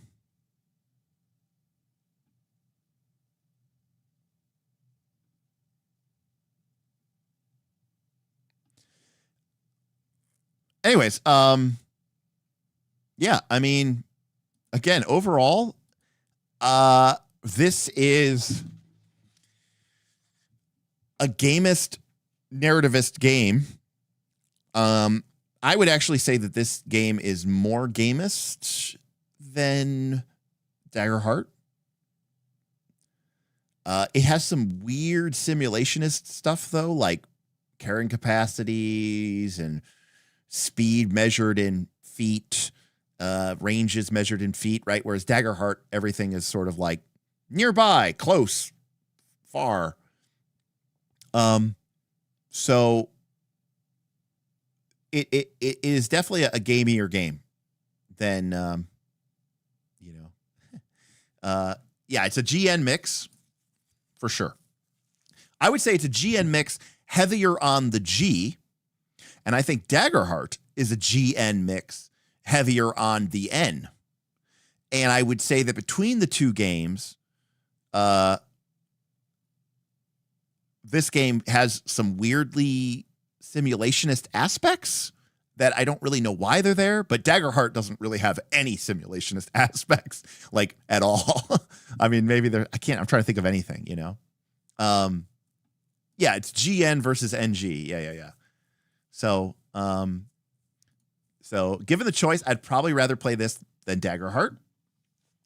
Yeah, I think there's definitely a, and they said they're going to do a system neutral version. Interesting. I wonder what that would really be like. Right. Is the only point of the carrying capacity so that you know whether or not you can carry the 1,400 pound shard plate? It seems like I could, Pumpkin. I have no idea. It seems needless given the intensity, given the components of this game system.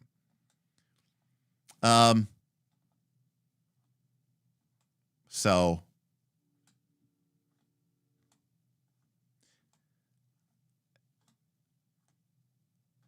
yeah, I didn't really see a lot to support Theater of the Mind for sure.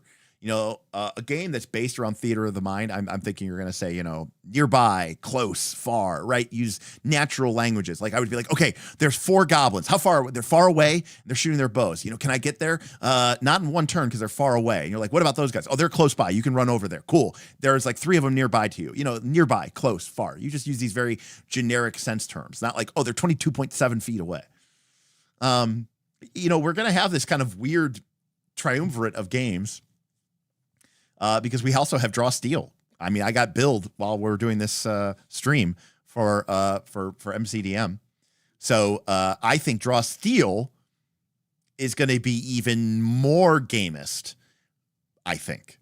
So I think like Draw Steel is going to be the most gamist, and then I think Cosmere is kind of maybe in the middle, and then Daggerheart is left over here, and they're all trying to do like GN type games, right? They're all trying to be gamist narrativist.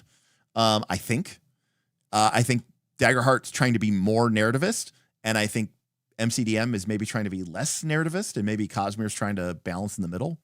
It's hard to say. We haven't gone through the whole book yet. It is a very long book, but it is lining up Lollipop as sort of a nice little gradient across the spectrum. But I will say this: this game definitely has a lower barrier of entry to people who are familiar with 5e D&D. Like, I see people, I mean, I'm very involved, I guess, in the Daggerheart community in the sense that I've, run a ton of streams and done a lot of comments, and, people are just like, I don't understand. What does this mean by move? What do you mean GM move? And they're like, brains are melting. This game is like every monster gets a turn, like it's much more trad in that way. I completely agree with you. The bigger setting hurdle here, or the bigger hurdle here, is the setting. That is absolutely 100% the case. I mean, it was a bit of a hurdle for me, So I absolutely completely agree with that. Yeah, I mean, OGL, people are interested in looking at different games, and I think that's cool. I mean, I don't think if you like 5e, it's pretty cool. But but Dan, don't underestimate that, Dan. This game system stated that it was there to support people who want to play games in the world of Brandon Sanderson's Stormlight archives. That's the point of this game system. If you're not interested in telling stories in the world of Brandon Sanderson's Stormlight archives, why would I pick up this game? Like, does anybody sit there and go, man, I really want to learn the entirety of the lore for the Stormlight archives, even though I've never read the book, and I don't know anything about the world, and I don't know anything about the system. I don't think anyone's going to do that, right? So,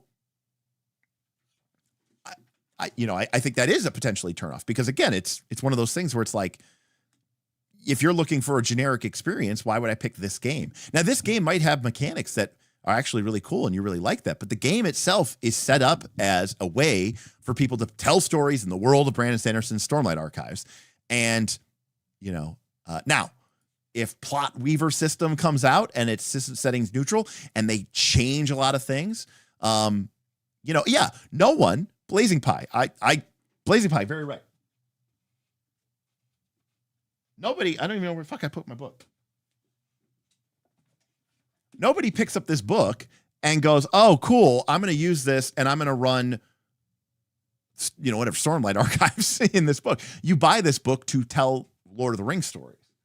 And yes, the game, the system might have mechanics, but that you might use from somewhere else. But, the game is leaning into that aesthetic. I mean, yeah. I mean, Earth Dawn, I think Earth Dawn is very much tied into Parsave. And I know very few people who have ever played Earth Dawn who didn't set it into Parsave. But when you read the Earth Dawn rulebook, it is not nearly as dense, I suppose, if you will, as this, because Earth Dawn was the start of Parsave, right?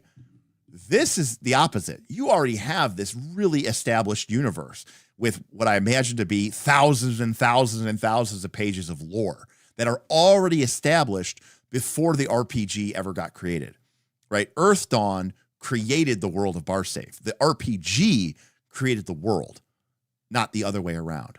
And so this means that, you're coming into this game with this established lore already built up. It's not like they're introducing to you for the first time.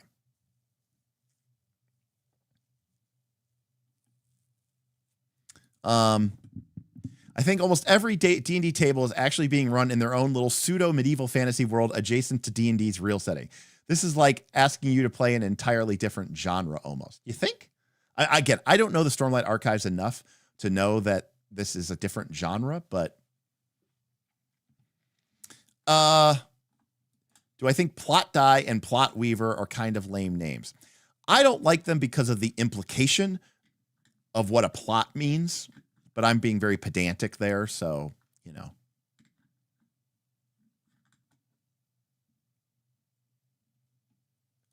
Right. Wild, how the Cosmere game is intended to be played in the Cosmere area. Yes, and I think that's totally fine. Brandon Sanderson, there's a lot more people who have read the Cosmere stories than I'm sure have played most of these other RPGs that are on the wall behind me. So I don't think that's a bad assumption to say we want to make an RPG for these people. Anything Beowulf says doesn't count, so ignore him.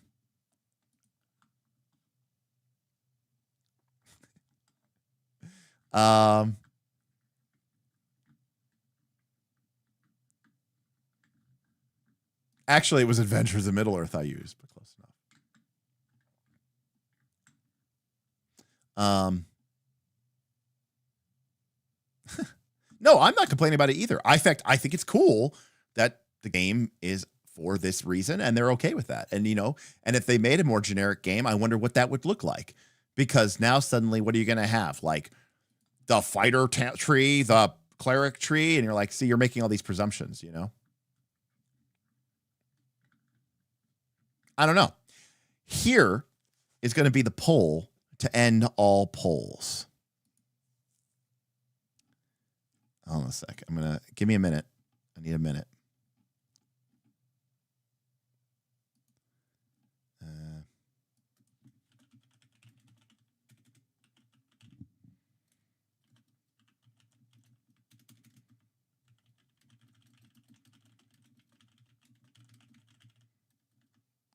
All right.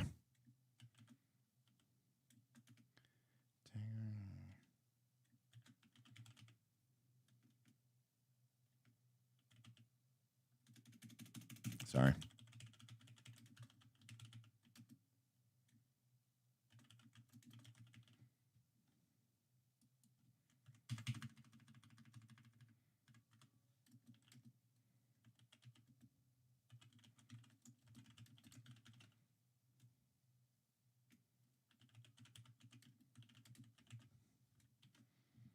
All right. Sorry, it took me a minute there to put that poll up.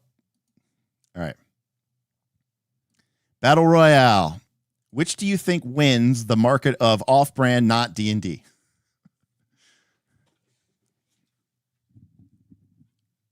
Now, of course, Draw Steel technically hasn't come out yet, but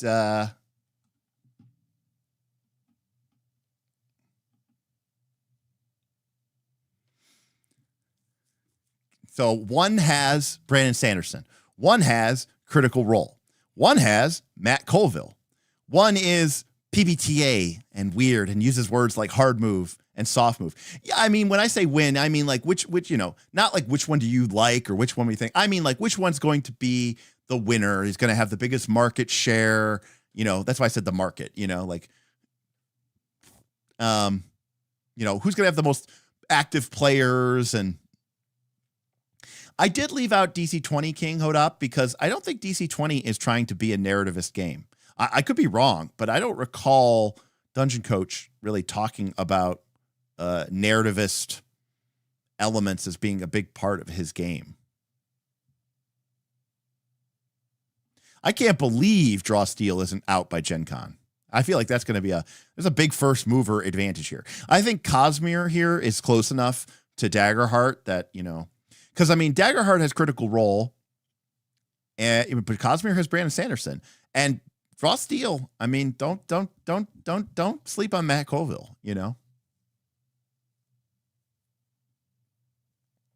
I agree, Master Kiko. DC20 is very gamist. Somebody said DC20 is like the next Pathfinder. Oh, it was King Hodop. Yeah, I mean, I think DC20 is more in that Pathfinder 2 competition. King Hodop.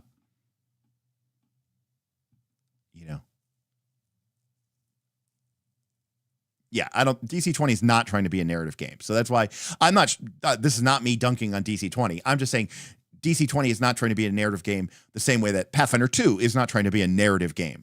I definitely think that these three games, Daggerheart, obviously, Cosmere, plot die, and even Draw Steel, right? It uses that term cinematic element as part of its tagline.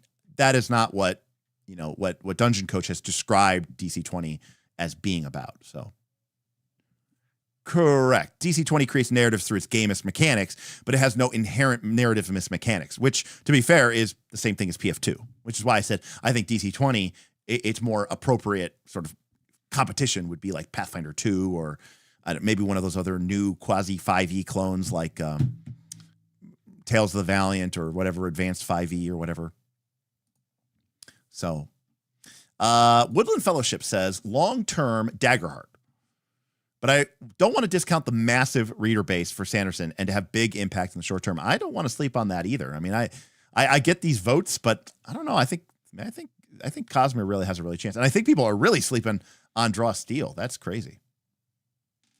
Maybe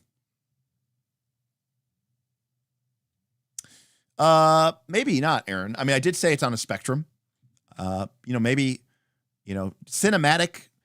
I guess it depends on what you mean to me. Cinematic, in theory, to me, means that you are taking options that are going to try to emulate a specific type of experience, even if it's not necessarily the most gamist thing. But now, obviously, I have my choices. But I mean, a lot of people think, like I keep hearing, ask me next year what Daggerheart is doing, And Jackal, that's exactly right. Which percentage of people are reading fantasy books rather than play TTRPGs? The answer, a lot of people read these books, way more than people who play TTRPGs, You have no idea how happy I am to read this. Oh, damn. I kickstarted MCDM, I kickstarted MCDM when it was called MCDM RPG, but now it's called Draw Steel. So we'll definitely be doing a first look here, Denge. We actually have a bunch of first looks coming up, Dan. We have Draw Steel, We have the Broken Empires when it finally comes out. We have Starfinder 2, which will be out at Gen Con. So I'll have to wait till I'm back from Gen Con. So lots of cool new games, you know. Joseph says, I think Draw Steel looks cool, but I'm already in on Daggerheart and Cosmere. You know what's really funny about this? I did not pre-order really. I was going to say I pre-ordered. There was no Kickstarter, right? Daggerheart didn't get a Kickstarter, so never mind. But I pre-ordered Daggerheart, but I didn't get the collector's edition. Cosmere, I didn't even kickstart. And then Draw Steel, I went all in, you know? So I think that's really, really cool.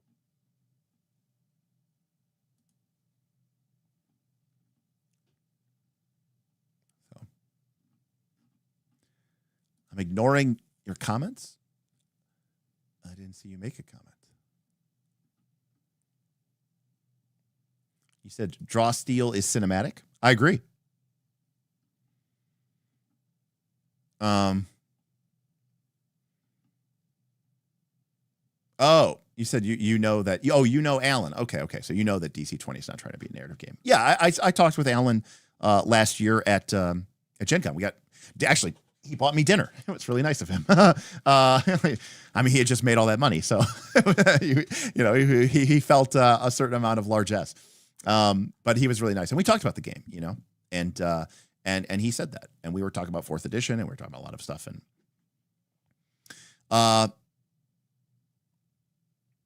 yeah, I'm actually a Matt Colville patron member, so all that other stuff. I'm glad you said something about MCDMRG. I checked my email and saw that I backed it so long ago that credit card had expired. Oh no, you wouldn't have gotten your game. Draw Steel is its own thing. The last time we played it, which was during the beta, we talked about it. I think we talked about it on the channel. We were still in the studio, so that was over a year ago. You didn't make attack rolls; you just auto hit. So. Oh yeah. Vin and I talked about Draw Steel on the thing because we did a revisit of the mechanics and how it changed. Yeah. So there's one that we did over a year ago, like when the first beta dropped, and then Vin and I also talked about the game as well. Aaron says, I have to wonder how well Cosmere, Draw Steel, DC-20 will be able to differentiate themselves from D&D. Great question. They have to do a lot of work too. You're an MCDM Patreon member too. You're just all over the place, Agile Monk. It is a great time to be playing TTRPGs. You know, and that's the thing I really want to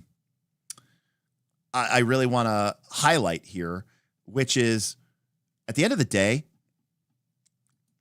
don't buy games and not play them. You know, obviously as a content creator, you know, I have a certain, I guess, responsibility to try out and look at a bunch of different games, but you know, don't be so preoccupied with finding the best game that you just don't play games. You know, at the end of the day, if you sit down with a good group of players and a good GM, and I were to play the Cosmere RPG, you'd have fun. Even though I don't know shit about the Cosmere verse or whatever, you're gonna have fun.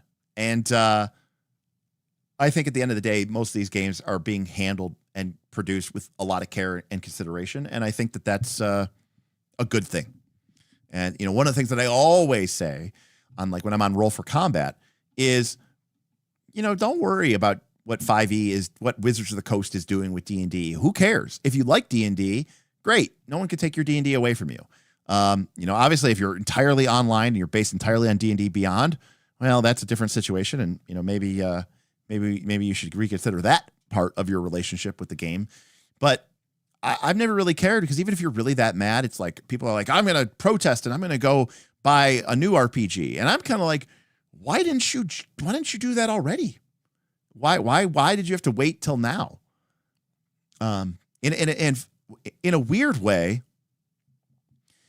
I think moving to a different RPG just to fucking put a, you know, FU to Wizards of the Coast, I think that's kind of the bad move. I think that's kind of the bad take.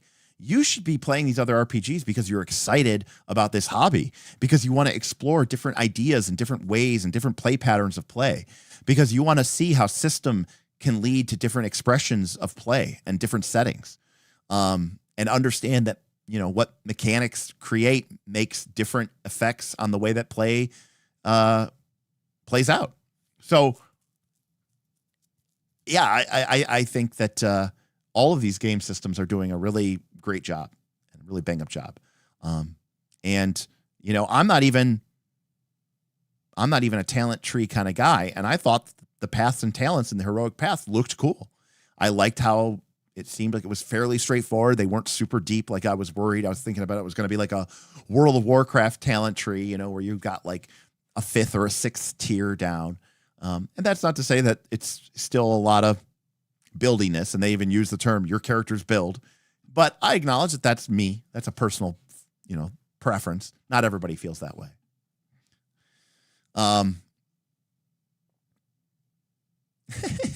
Edward says that was one of the first live streams I ever watched with Vin.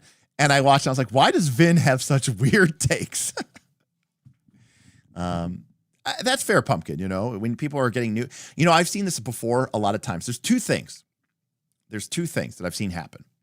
One, people, play D&D. That's all they play. That's all they've ever played. And then they leave D&D and they go to that new game. A lot of times that game is Pathfinder 2, but sometimes it might be something different. It might be Dragonbane or Forbidden Lands or Call of Cthulhu or whatever. And now they've just replaced one toxic relationship for another toxic relationship. And now they're like, oh, I'm all in. I'm all in on this new game. I've learned from the errors of my way from being all in on this one RPG that was D&D. But now I'm all in on a different RPG, but that makes me better because it's not D&D. And, we're dropping frames.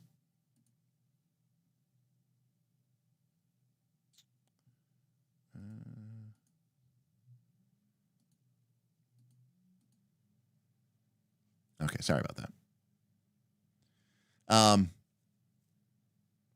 What was I saying? Oh, yeah. So the first example is where people are like, oh, I'm better now because I'm playing just this one game, and they go all in on it. I don't think that's healthy. The other people are the people who break free of D&D or whatever, and then they go, I'm going to build up this entire collection of RPGs in like the next 2 years. And they play infinite one-shots. Or maybe they play 0 shots and they never even play these systems. They buy the book. They buy 3 books. Maybe they read through the book. Maybe they don't even open the book. It's just on the shelf in the shrink wrap. Maybe they make a character, and before they even get a chance to try to run that game, they're off to the next game. They're off to the next Kickstarter. They're off to the next Kickstarter. And they're treating it like it's a quantity over a quality. And I don't think that's a good thing either. Now, I'm very biased. I say before, I don't really like one-shots because I don't think it really gives you time to experience, unless it's an RPG that's specifically designed for one-shots, like Dread or Fiasco. I think you need to, meet in the middle and find a good way, to sort of figure that out. I don't know why it says I'm dropping frames, but I am dropping frames. All right. Well, apparently YouTube is mad at me because I've been streaming for too long. So I'm gonna wrap it up here because we're almost at midnight. Long story short, we're gonna do a second look at Cosmere, and I think there's a lot of cool elements here. I think it's easy to dismiss it as just a 5e clone. But I think they're a little bit insidious. I think there's a little bit of gaslighting. I think they're kind of like, no, see, look, it's got 6 stats. You roll D20, you add high, you add skills. It's just like 5e, totally just like 5e. And then you start playing it, and you're like, wait a second, this is not like 5e at all. It is like 5e and certain very key critical things that I think people would bounce off of. But I think that it works out for the well, that it's going to get people in. Now, I think it is a Stormlight RPG.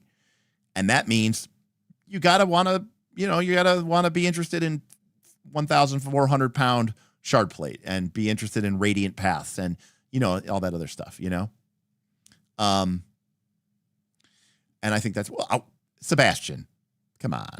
Let's not be unfair here. The game has a radically different system of defenses. It has a different system for armor. It has a different system for focus with resource expenditure.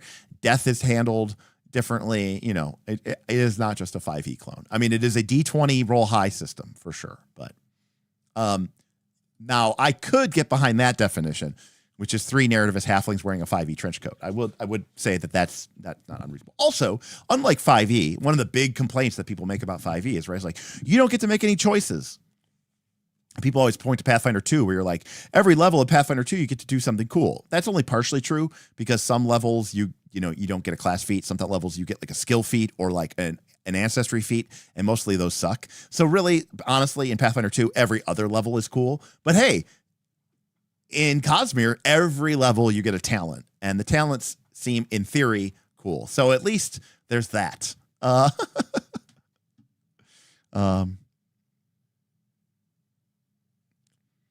Yeah, I mean, for me, I loved the way that I got into woodworking, which is like I started wanting to make like really simple 2x4 shelving for my garage. I ended up buying a table saw and a chop saw, and I built some shelving, and it was cool. And I was like, oh, that was a lot of fun. And then I was like, it'd be cool to do something a little bit better. And then I picked up a new tool to make a new, more complex project. And then I made a project or two. And then I picked up another tool so I could make more complex projects. You know, but I didn't like spend $20,000 equipping a wood shop before I built my first thing, you know. The garage will never be fixed because my condo association basically has told me that like I can't have a wood shop in my garage. So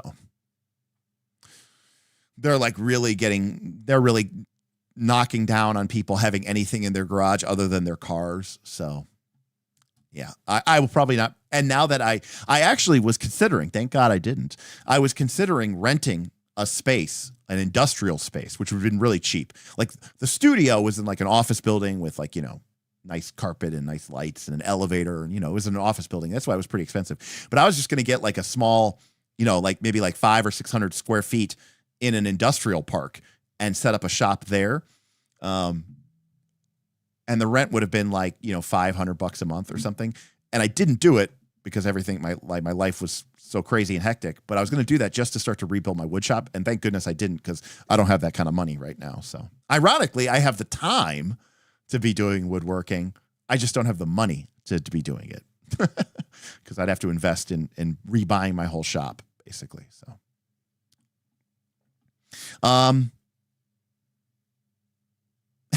except for the character sheet that they straight copied. The character sheet does look a lot like the 5th edition character sheet as well. Oh yes, I also really like the initiative system as well. I assume you meant initiative, not intuitive, but I think you meant initiative. Studio update. Okay. Well, hold on a sec.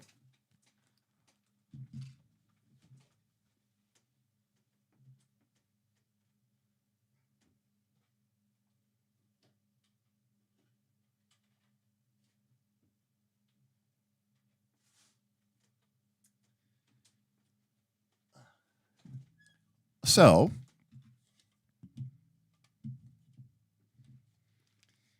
we now have 4 Black Magic, 4 Black Magic Pocket Cinema 4K G2s. Now, there's a lot of camera packed into this body. This is a professional broadcasting camera. Each of these is equipped with a Lumix 14-42. This is a pretty nice lens. Now, one of these does not have its lens yet, and that's because I bought it off of eBay, and I think the person scammed me. So I'm going to have to because they haven't sent it, and they didn't give me an update on the shipping, but they took my money. So I'm going to have to file a complaint with eBay and try to figure that out. But the rest of them have lenses. Yes, they are very tiny, but that's because these are not cameras. Like they don't take pictures. In fact, they don't even have screens. You see, there's no like buttons. Like they are designed only to be interfaced with through software. They're small. They're designed to be mounted. They're specifically for studios. So they're designed to be not like a cinema camera like you would use to make a movie. They are very fancy webcams. Yeah, they are $1,200 webcams, $1,300 webcams without the lens. The lens adds another $500. So this is about a $1,700 or $1,800 webcam. Additionally, this is what the cable cost was. Now, we have these. We have all the cameras now. We are waiting on one lens, but they do not use HDMI. They use SDI, which is a locking connector. This has a lot of advantages over HDMI. HDMI has all sorts of. HDMI is actually kind of shitty. It works really poorly over distance. Once you take HDMI over 10 feet, 15 feet, you really start to get a lot of signal loss. Also, HDMI is not a locking connector. HDMI also doesn't really work well at high data rates. So this uses SDI. And so SDI is a much more robust interface, which is why we had to buy several $100s worth of cables. The cables are en route, and they should be here tomorrow. So once the cables get here, we can start setting everything up because we need to figure out our angles before. My camera's angles are the most important thing, and then we'll start figuring out where the lights are going to be mounted and all that other stuff. But we've got pretty much everything out of storage. The other unit is shut down. And then, ASAP, as soon as I can get, right now I've just been sort of waiting for stuff to come in. So, session 0 is literally as soon as I can. I'm going to Gen Con, so that, that delays things for a week. I'm hoping that with the cables coming tomorrow, I'm hoping that before I leave for Gen Con early next week, I can get a bunch of stuff screwed into the ceiling. I might work on it this weekend, so potentially there might be like a fun, another jazz stream while we stream. Additionally, I actually have to build my new computer. As you guys know, from the other thing, I bought several $1,000s of PC equipment at the end of last year to build a new streaming PC, and including a new capture card. I have to build that PC to put that capture card into it so that I can capture the output from these cameras. Because again, the issue that I have is it's not that I'm sending one camera's worth of data to the system. I'm sending 4 cameras worth of data simultaneously to the system. And that way, when I make my overlay, right, you'll have me over here in one corner as the GM, one side of the table here, one side of the table here, and then like a picture, over down here, a picture of the table, so you can see the minis and all that other stuff. Yeah, I mean, this isn't just about Daggerheart. This is also just about, getting Bob and Tim and Smith back over to the house and get them into the studio and, hang out, shoot the shit, play games, D&D, Daggerheart, war games, board games, I truly love that after everything, we ended up with the most basic ass YouTube table setup. It is kind of true. Yeah, fancy cameras and headsets aside, it is true. It's pretty. At the end of the day, though, we have come full circle because I love the old studio, but we kept sacrificing playability for the video quality or the angles of the shots or the lighting quality. And while I have taken every possible precaution that I could for this, new studio, the fact of the matter is, if I put one of these microphones on a boom in front of everybody, we'd have a better audio quality. But by giving them a headset, now this is an expensive ass headset, it's an XLR headset, it's a dynamic mic, it's not just a USB Logitech. But I'm doing that because at the end of the day, I believe the quality of the game matters just as much as the quality of the audio and the quality of the video. And I want to create an experience for my friends that's fun to play. And I want to potentially have people come by, and Scott's in the area when he's driving by, and it's like, come on, come over, have Vin when he comes to the United States again, come by my house and hang out and, come play games with us. I think that's really cool. So, maybe the real actual play was was the time we spent with our friends. Yeah, exactly. I miss having the guys over, and I miss having the channel like that. And it's going to be really cool. It's going to be tight. It's not going to be nearly as luxurious as our old system. It's going to be kind of ghetto in that way. But Edward. Edward tipped $10. Damn it. Studio talk makes me excited. Thank you, Edward. I mean, look, studio's cool. I mean, to be fair, calling it grassroots, Derek, is a little underselling it. I mean, at this point, I have like 5 years of experience. And, remember, I was a photographer before this. So what I know and what I'm working on is pretty complicated. Like, I haven't really talked about this yet, but this is a super tangent. I apologize. So this Generation 2 body of the Blackmagic Pocket Cinema G2 has a USB-C interface. This USB interface can connect to a dongle, which allows you to connect this via Ethernet. This camera supports a REST API, which means you can control these cameras via web command. And there's an SDK out, which actually came with my card, the capture card I bought. But there have already been people who are developing some stuff on GitHub that utilize the REST API of this camera so that you can send this camera commands over the network. And I'm trying to figure out a way that I could potentially create some really crazy, weird scenarios where like people at home are able to choose their own views. This is more of just like Derek being a audiovisual tech nerd who also happens to be a data scientist.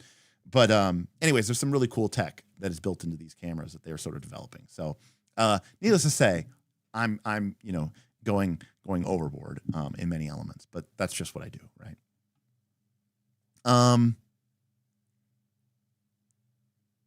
Yeah. Oh, a ton of work goes into it. Ton of work. I just find it so funny that when you said now, imagine that's how I felt. What you just felt is how I felt the entire session, reading all these books where you guys are like, bridges, right? Am I right? Bridges. Remember when you tried to throw a bridge at the shard braid, but the spren storm had cremed the mud, and the mud was cremed inside of her storm gun, and it was frelling obvious. And I was like, okay, that's what I just said. But you understood REST API. Well, that's great. That's the most important thing that you needed to do. Yeah, that's hot. That's hot. That's cool. That's the kind of cool shit that I would love to do. Like I would love to be able to have I was doing well and then I got off. Then I ran out of words.